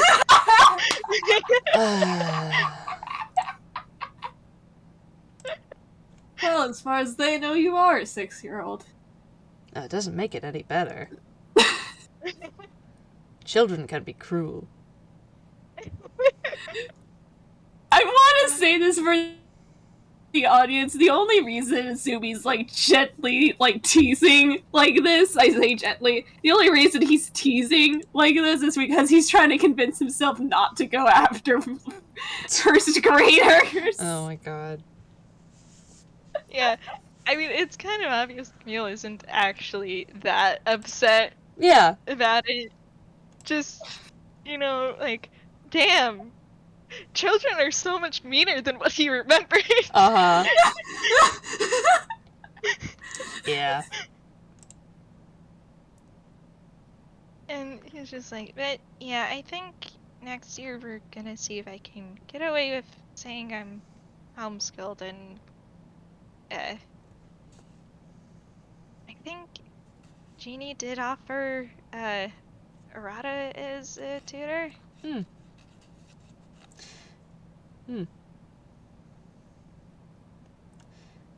If that doesn't work out, I know another tutor who would, actually, let me see if I have... He's gonna take out a card and, from his pocket, and hand it to you for, a Scribbles Scrambles. And Camille's gonna take it and blink at it, and funnily enough, out of character, I had already set up a FPS later on this month with a. I know. That is hilarious! But yeah, he gives that, and he says, he's the sort of person that would be understanding, and I mean, whatever you wanted to reveal about the situation, you could just tell him you needed advanced tutoring, and well, he's a very smart young man. Kind of. And I literally trust him with my life, so there's that.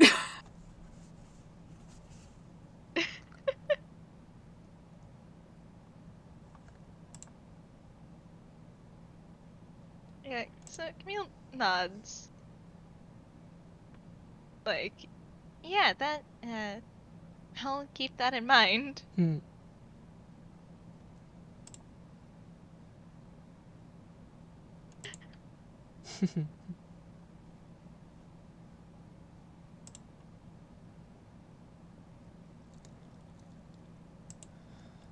Yeah, he does pocket the card.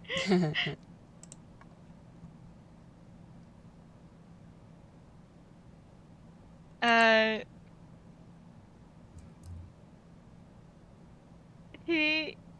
One moment. Sorry, my brain's a little bit scattered right now. Mm-hmm.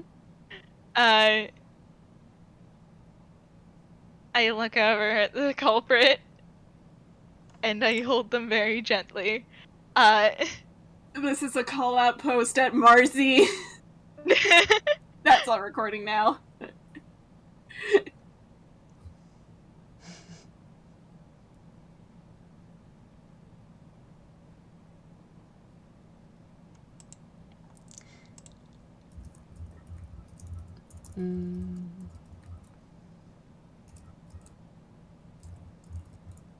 Yeah, I think.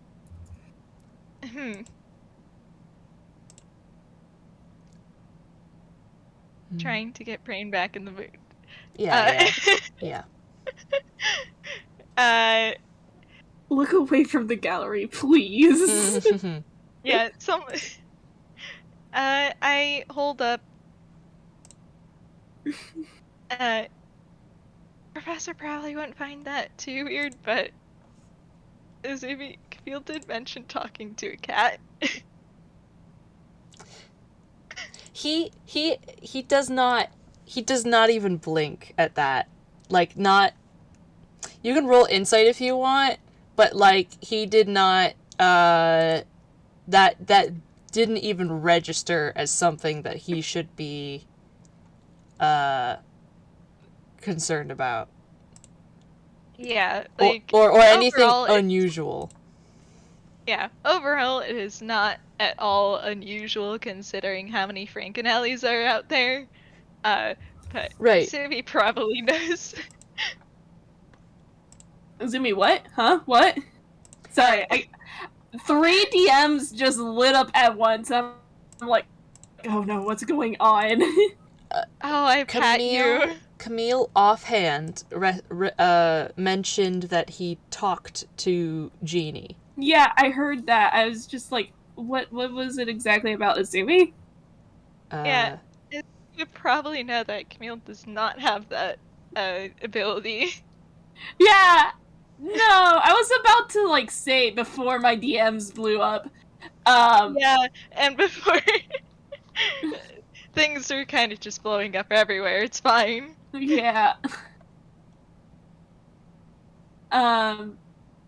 Apologies for that.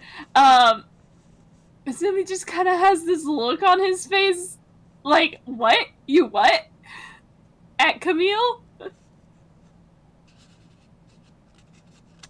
And he's just, like... Camille has not yet realized, I don't think. Yeah! On the mind, he's just, he was spoken with Jeannie? And Camille blinks and is just like, oh, right, that is apparently something I can... I apparently know speak with animals now. Azumi is not a toon, but if he was, there would be many question marks floating around his head. I don't know either. He's that gif of the woman, like, looking so confused and with, like, the math graphics everywhere. Yeah. It just gives him a little pat, because, yeah, no, he was confused too. The professor just sort of makes a face and, like, waves at the both of them, like, come on, that's rude. He's spoken with Jeannie. So have I.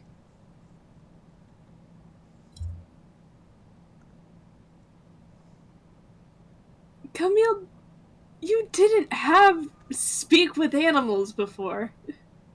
I mean, I am not I didn't even have magic, really. Do you understand a certain language? Wait, no, that doesn't even. No, You'd have to have been to a certain place. And as far as I know, you haven't been there. Yeah, it is. I cast. Well, I checked for magic, and it was actually me somehow casting a spell that I should not know. That's strange.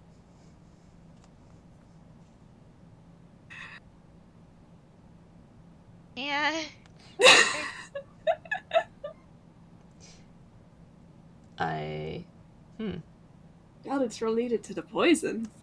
That's not magic. It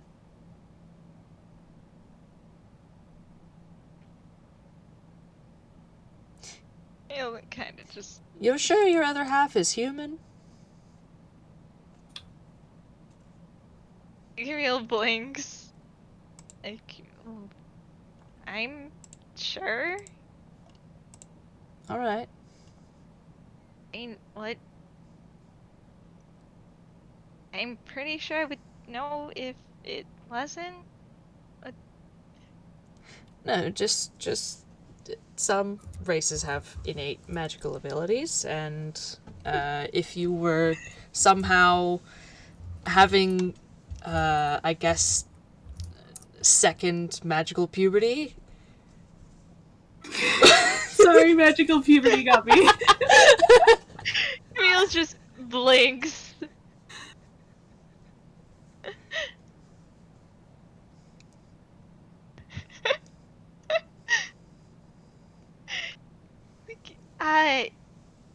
No, I'm pretty sure that my father was, human. Mm. And I am half Giblian, but I didn't really, inherit a lot of the innate toon magic. Genetics is a funny thing.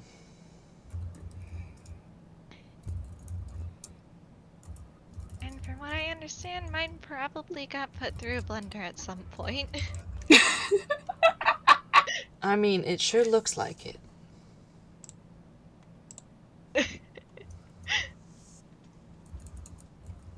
I can't imagine you've gone through something this drastic with your DNA perfectly intact.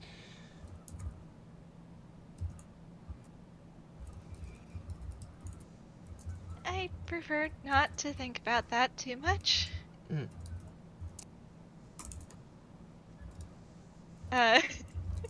Fair enough.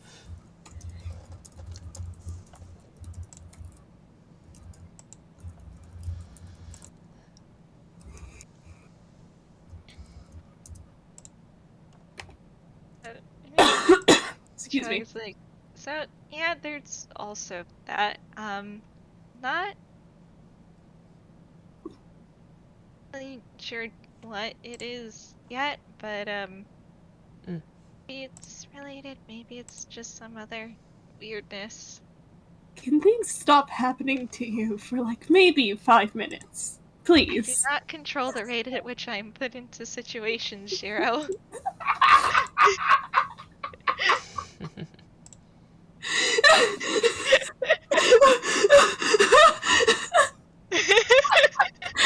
You killed Abby? Somebody has to draw that later. That was amazing. Oh god.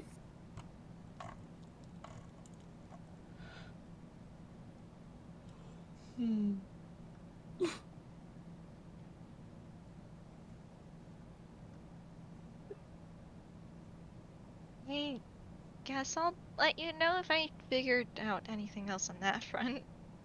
Mm-hmm.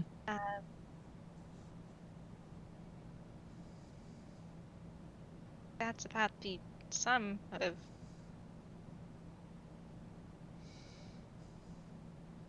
Mm-hmm. Actually, I hold up Camille and I stare at him. Are you going to actually ask for help in the other way too. And I think he's probably had enough character development too. He does blink as if remembering something, like, oh, actually, there's another thing that, well, more like a person you can keep an eye out for. Yes. From how Satomi can describe it, it's, I believe the guy who,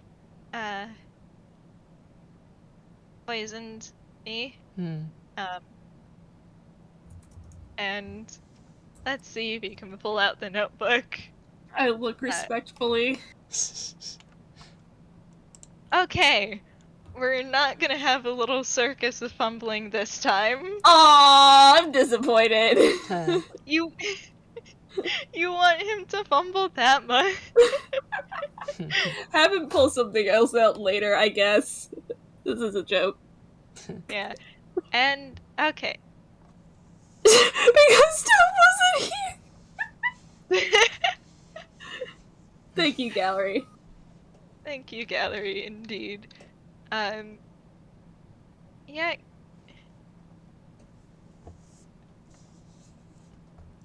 Let's see. Pulling out image so I can grab an accurate description. He'll pulls out a little notebook and kind of flips open to a page for reference. Most of it is in Thieves' Cant. However, there is one thing that's not written in Thieves' Cant, which is a very large rat bastard. Wow. Rada named him that. Yeah. And he starts to describe this guy. And I find yet another reason to pull out beloved spec art.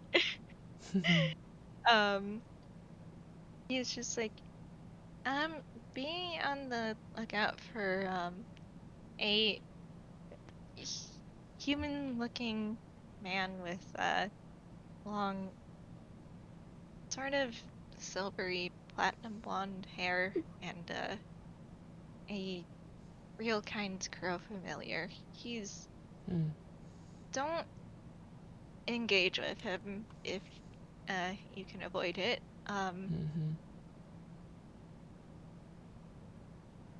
He's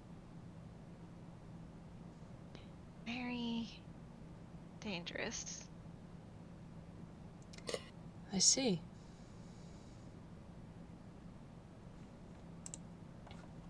Thank you for the warning.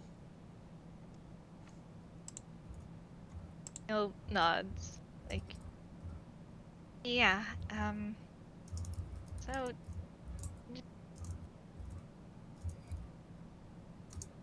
he is very obviously trying to ask for help, but doesn't know how to word it because also he is so incredibly worried. Yeah, you're welcome to roll an insight on the professor. Both of us are just Camille. Either? Both? It doesn't matter. Alright, well, someone decided to be disgusting and get a nat 20.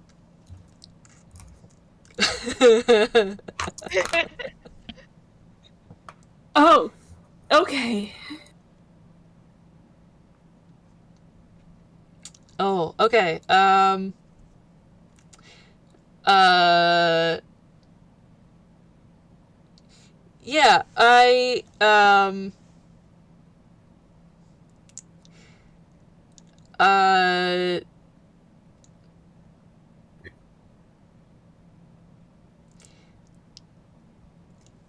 Yeah, you can both just sort of like see as the professor like puts this information together in his mind, and there's like a determined sort of resolve on his face, and something in his eyes, Camille especially, reads like target acquired.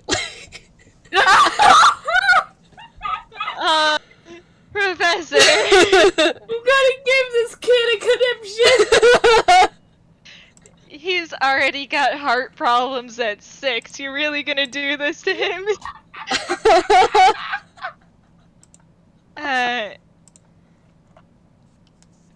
It's just like, oh, when I say don't engage, I mean it.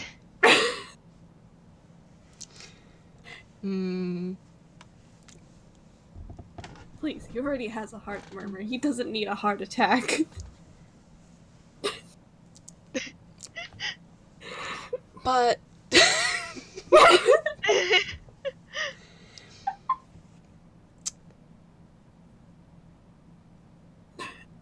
this is the sort of thing I do. This is the sort of person.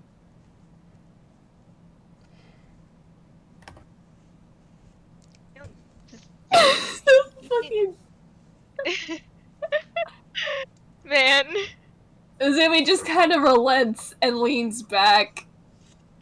Camille's still fighting. Like, Professor, this is a very dangerous man. And he's...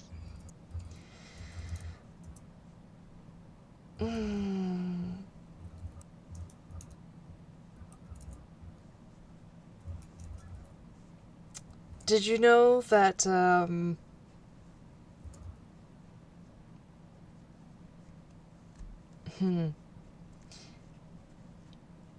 Did you know that I've fought gods and won?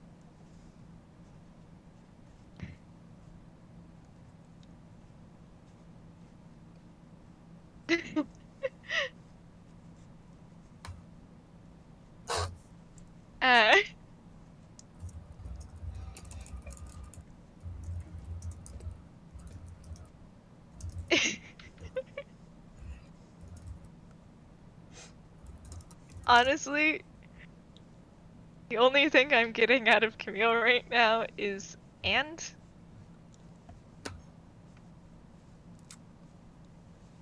This is what I do.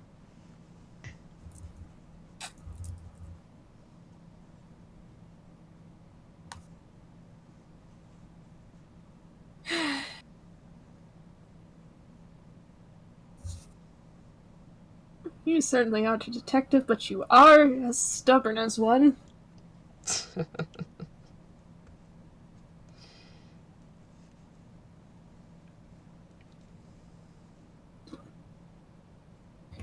Look, I'll be careful.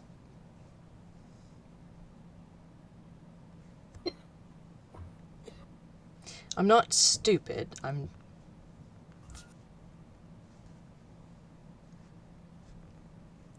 But if there's a chance to get information from this person,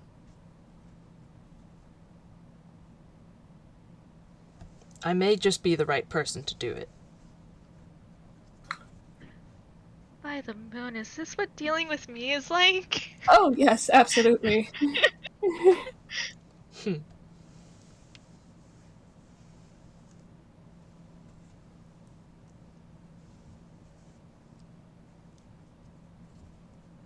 He's just... hands to his face. Now he understands.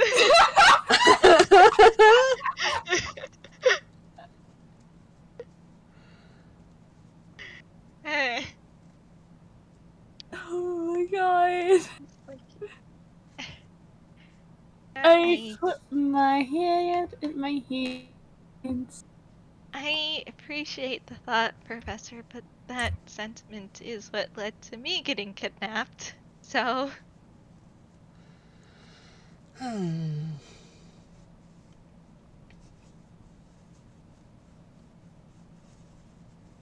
Mm.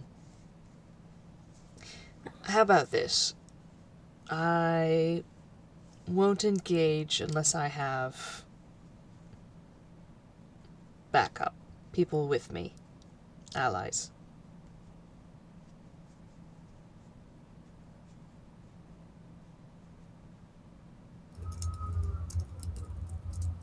He does not at all look happy about it, but he does eventually relent.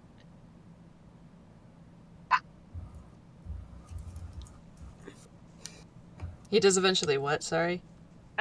Relent, sorry, dog. Why is there a dog on the ellipsis? We don't know. And yeah, he does eventually relent, like, oh, I guess I can't stop you, so, backup is probably the best I can ask for.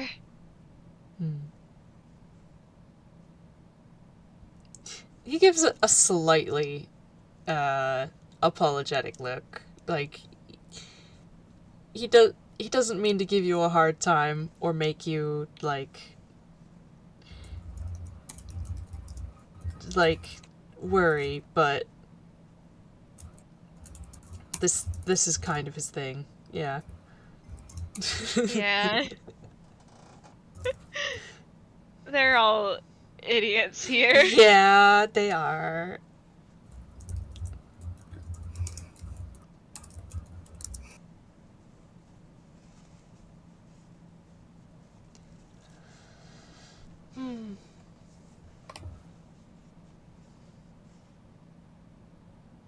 I've been holding on to something this entire FPS, trying to find a good place to put it in, but I have no clue.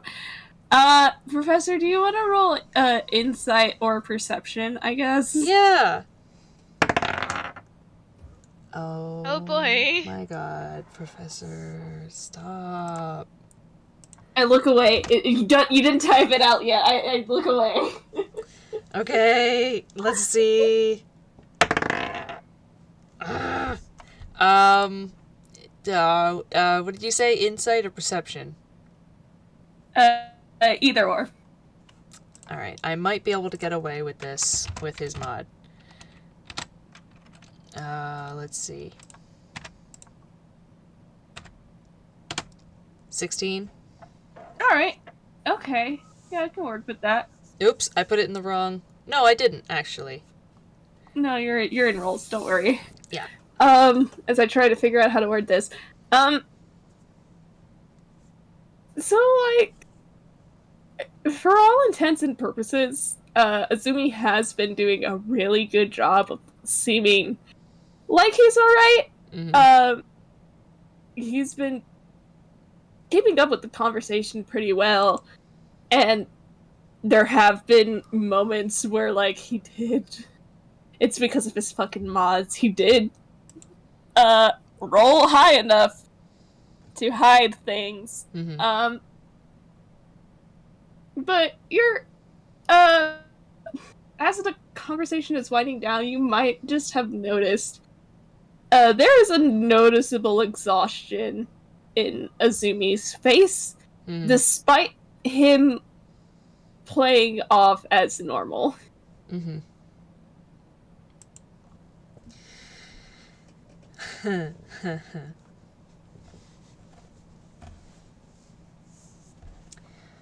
Yeah. Let's see. Let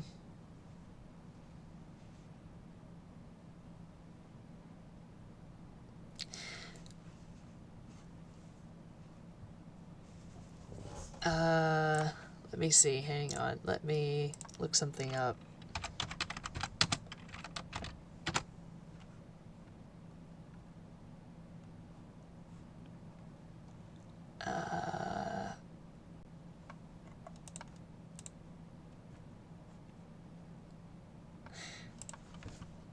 Okay. The professor,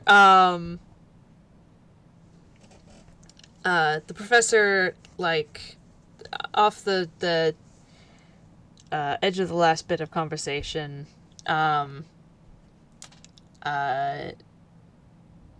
he there's like a brief pause, and he turns to Azumi and tilts his head a bit and says, before you two go, could I get you some tea? Perhaps chamomile? You look like you could use some sleep, Azumi.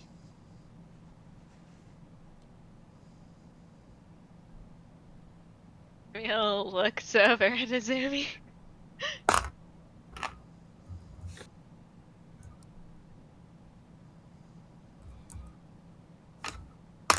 Okay, yeah, no.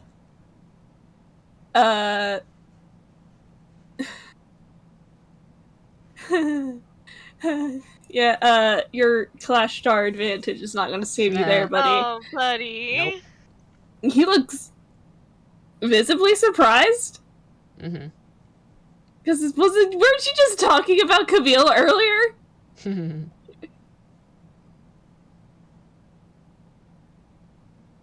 he's just...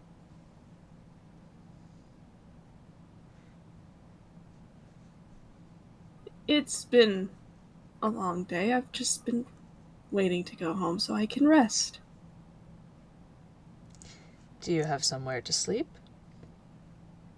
I do. Yes. Good.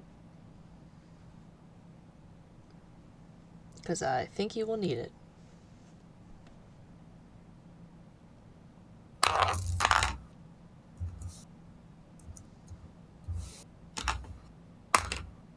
Oh, that was not a great roll, buddy. Oh boy. Not that it fucking matters. Mm.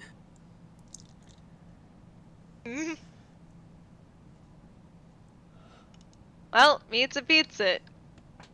Well... Mm.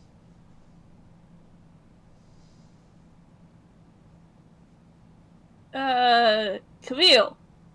There is something about this exchange that Azumi did not like, trademark, and is kind of like pulling himself in a little bit, I guess is how to phrase it.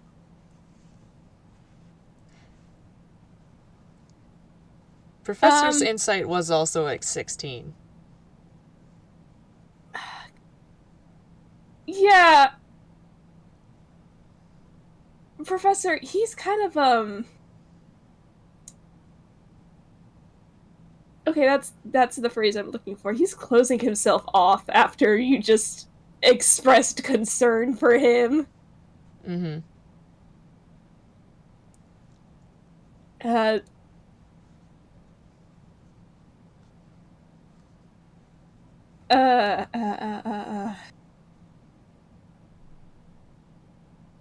As I try to figure out how else to word this.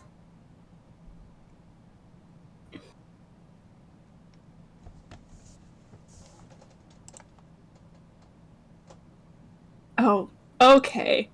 Okay, no, buddy. As I put my head in hands, he wants to leave. Mm. And I think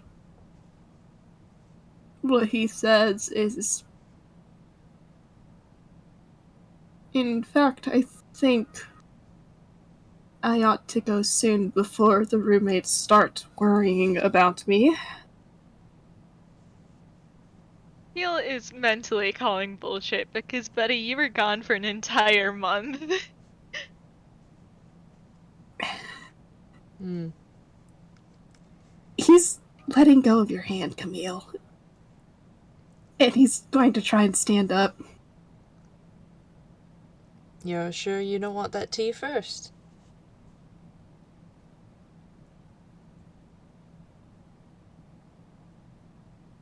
I'll be fine. And Camille, try to grab at Izumi's hand again. Go for it. What would that be? Guess some form of dex? Question mark? Is your sleight of hand any better than your regular dex? My dex is a +4 and sleight of hand is a +7, so.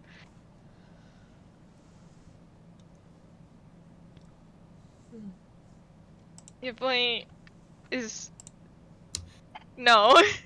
Alright.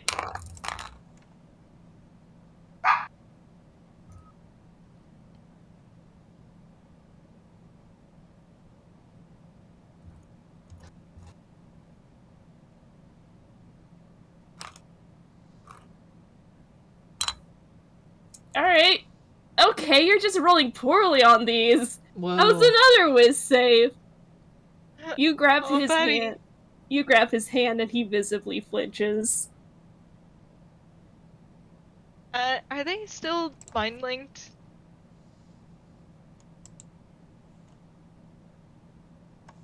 Yeah. Yeah, you do get a. Hey, you okay? I'm fine. Azumi? You don't look fine.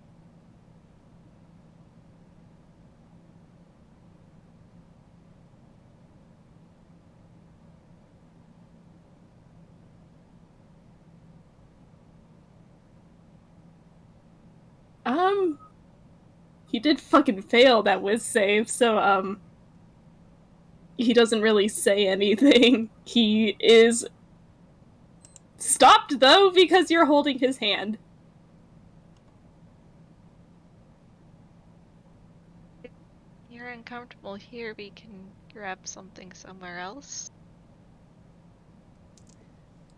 Did I say something? To offend you?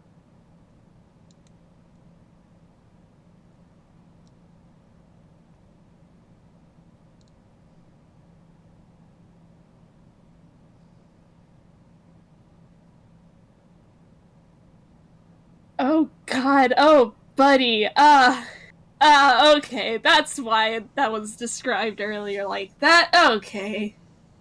Oh.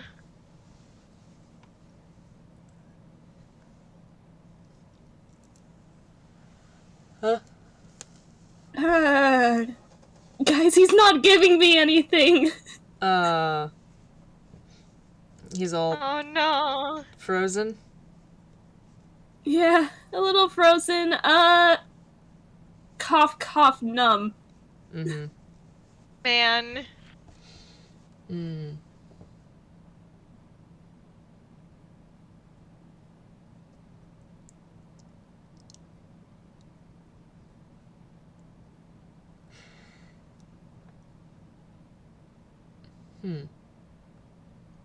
No, If- it's fine.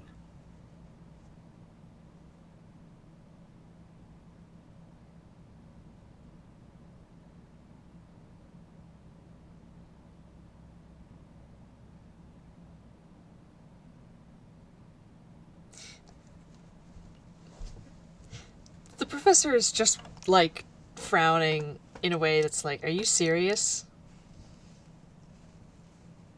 Really? You're going to...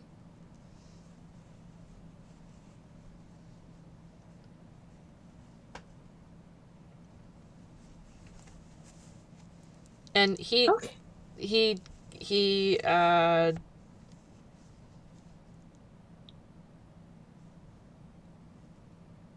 gets up and he stands in front of Azumi.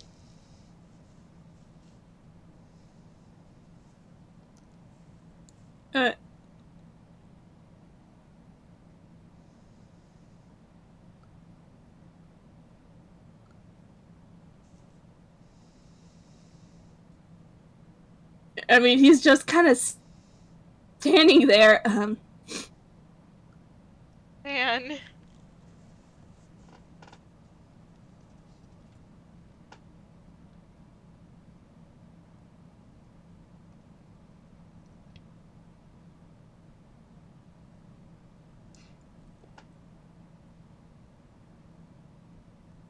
What's...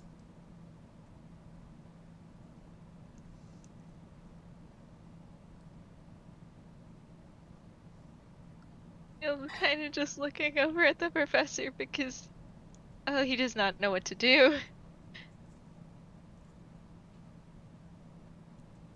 What are you...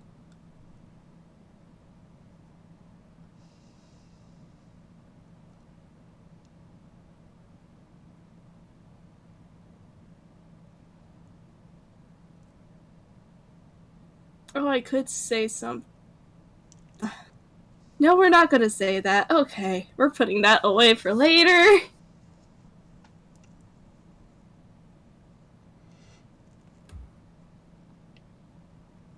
He's just...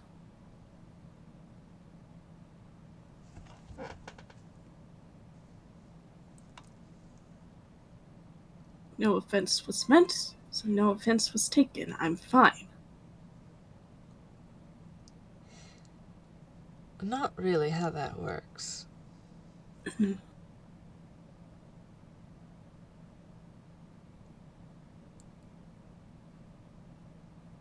Something's up. This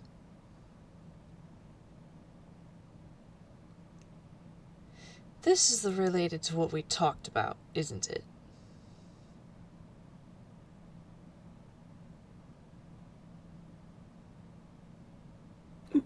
What? After the visit to the prison.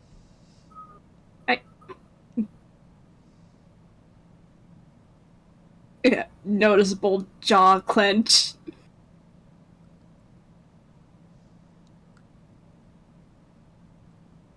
I thought so. What?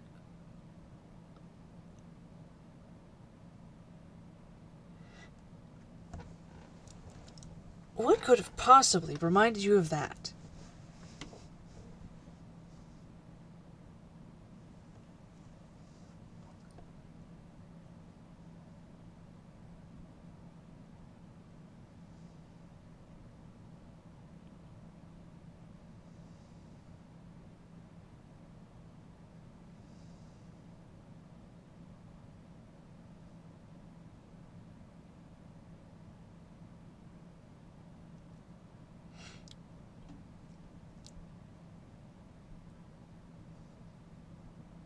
Oh god, as I try to figure out how to word what he wants to say.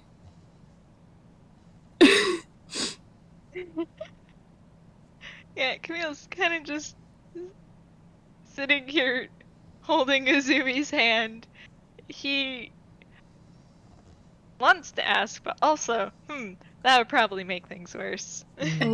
Yeah, no, you're still holding his hand. His hand's trembling. Oh. He tries to give it a bit of a comforting squeeze. He flinches again. Mm-hmm.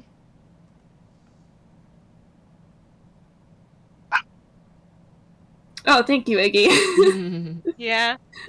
He As heard something in the hallway and now he's decided to go wild.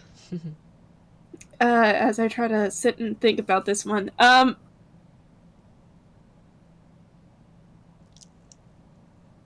you see him open his mouth as if to say something and then just closes it. And he just...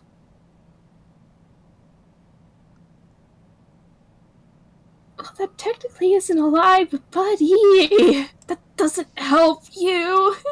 And he's just, I wasn't reminded of anything. I'm fine. That's a lie. Yeah. Can I roll insight on that? Yeah! Cool.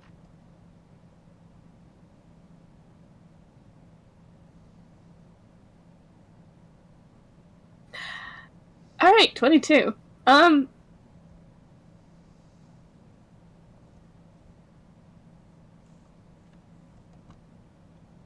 How do I word this? Camille? you're not sure why, but Azumi seems to be very afraid of something in this room and wants to leave immediately.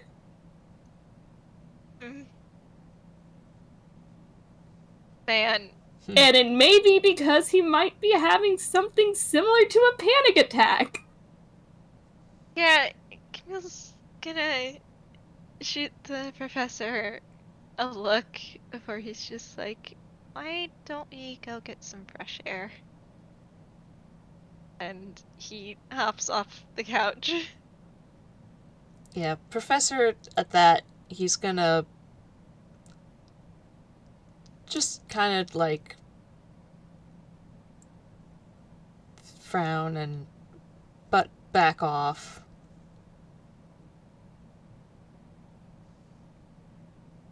Camille does look just a little apologetic, but he wants to help him, brother.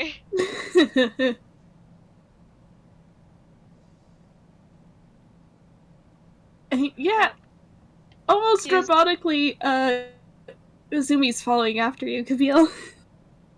Camille's just gonna try and gently lead Azumi outside. Mm-hmm. Outside the library or all the way outside the ellipsis? As far as it takes for Azumi to start, looking a little bit better. Mm. As long as you're in the ellipsis, the professor follows at a distance. Just sort of like a concerned and confused look on his face.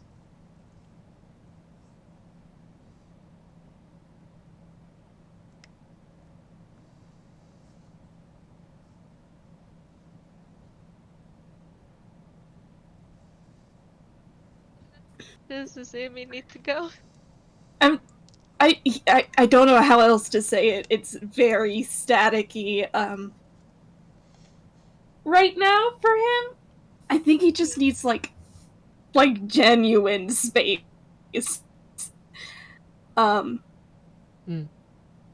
Like, if they leave that... If they leave, then the professor will just... He won't say anything except, like, goodbye. I'm not sure if I want to end the FPS like this, but God. Yeah, I think Camille's probably gonna lead him outside and maybe around a corner, but not go too far. Kind of just far enough that the scenery is different, and then kind of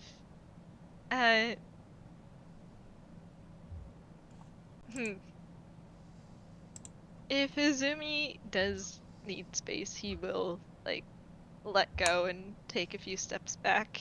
Oh, okay.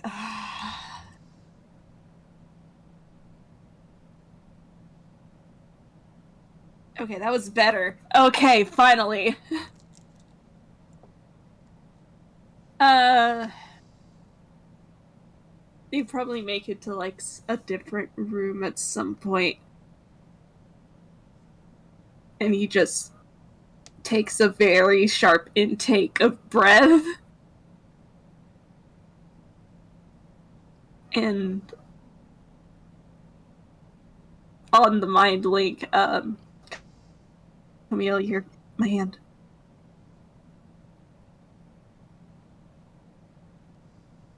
Yeah? Please let go. And he does. And probably takes he does take a few steps back for a good measure. And Azumi kind of, like, looks at his hand, like, pulls it up and holds it close, and kind of, like, presses a thumb into his palm as if, like, almost as if it was hurting him.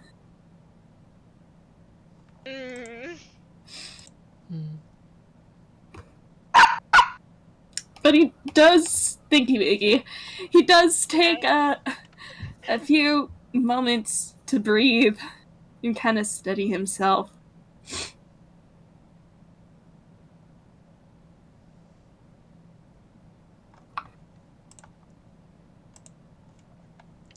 Before he just kind of sighs.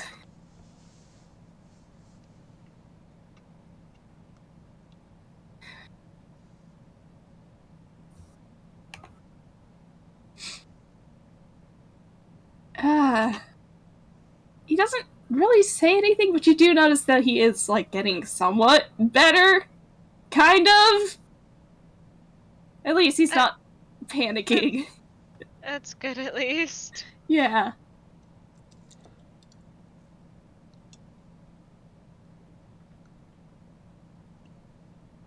I have to ask, are they still, like, on the ellipsis? I did not think they left. Okay. Yeah, they just went to a different part. Got it. Yeah.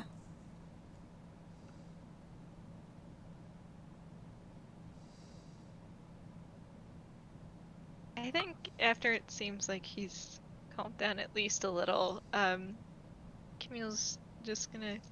Do you want me to get you anything? He kind of just sighs and rubs his hands against his face, and he just, no, I should probably take him up on that tea offer. And Camille nods. Like, I can go tell him if you want.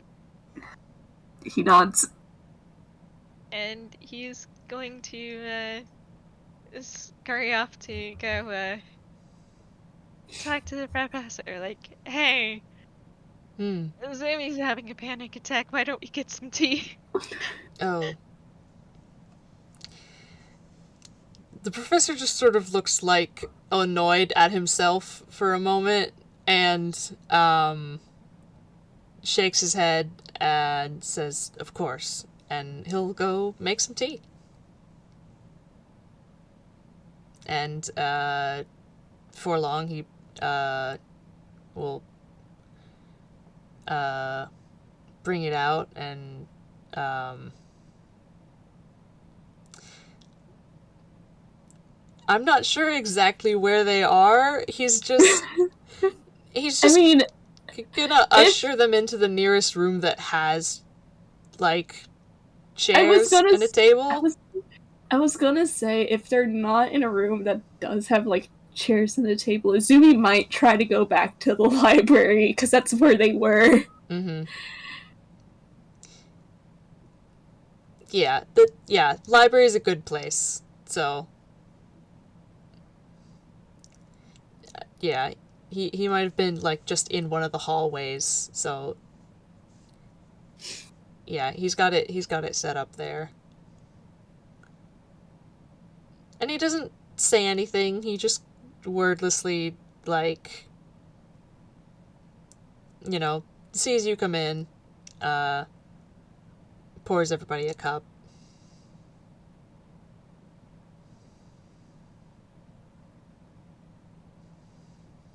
And Azumi takes it.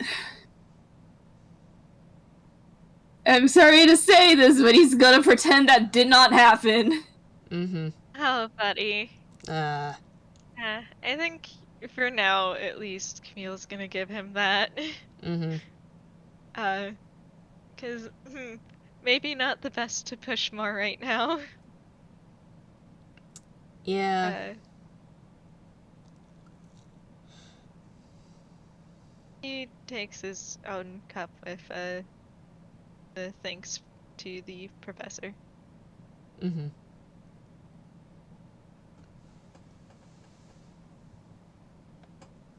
Yeah.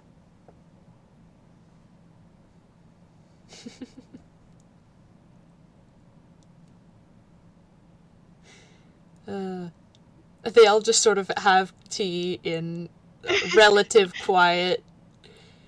Yeah, I did just get handed that, if they do try to convince him to sleep in the ellipsis, they're going to be met with very little resistance because, oh boy. Mm-hmm. It is chamomile tea, so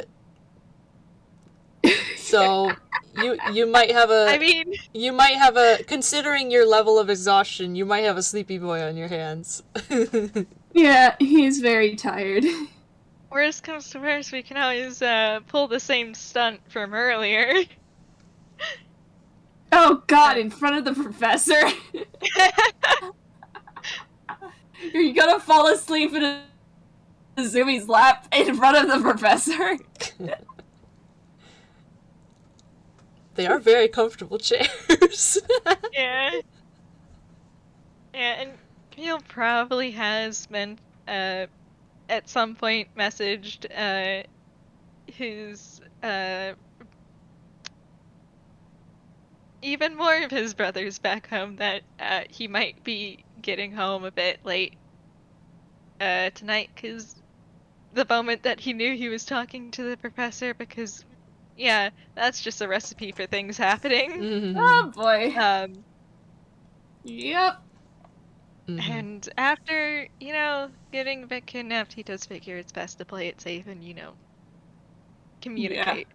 So that being said, let's make it, yeah, that's what I thought you'd say. Oh. Oh! That's the con say. Aww.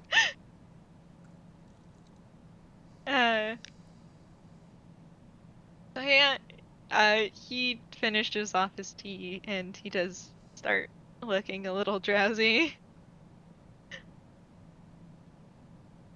And since that's a 3, before long he kind of just slumps over onto Azumi.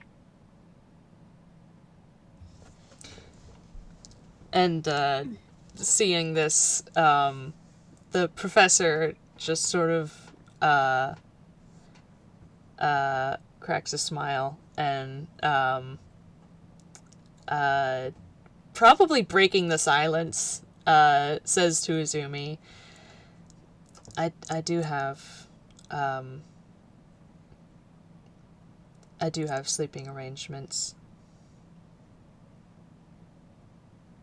Not really saying anything, Azumi just kind of nods.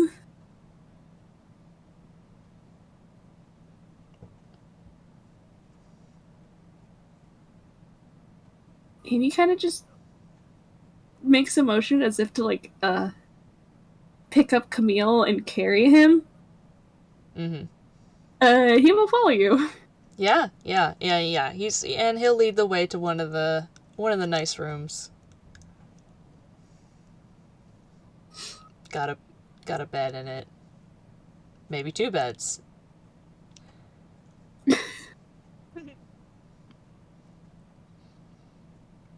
Yeah, and I think,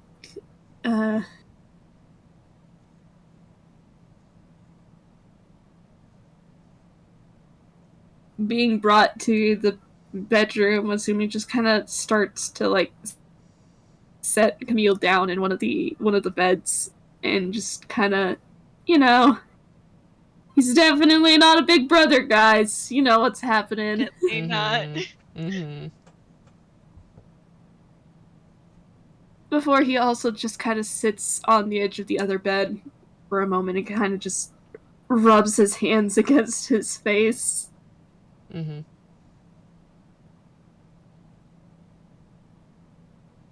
The professor gives a sort of sympathetic smile.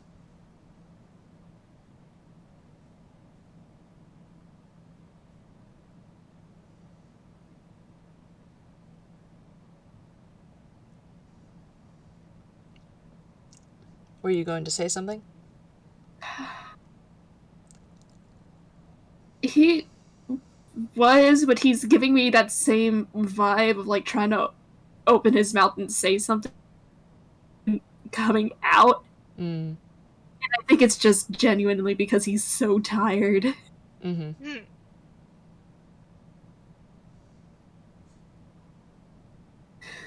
So instead he just kind of sighs and just looks over the bed, and I think he is just gonna go ahead and go to bed. Aw. The professor says very quietly, "Have a good rest, dears." And he'll close the door.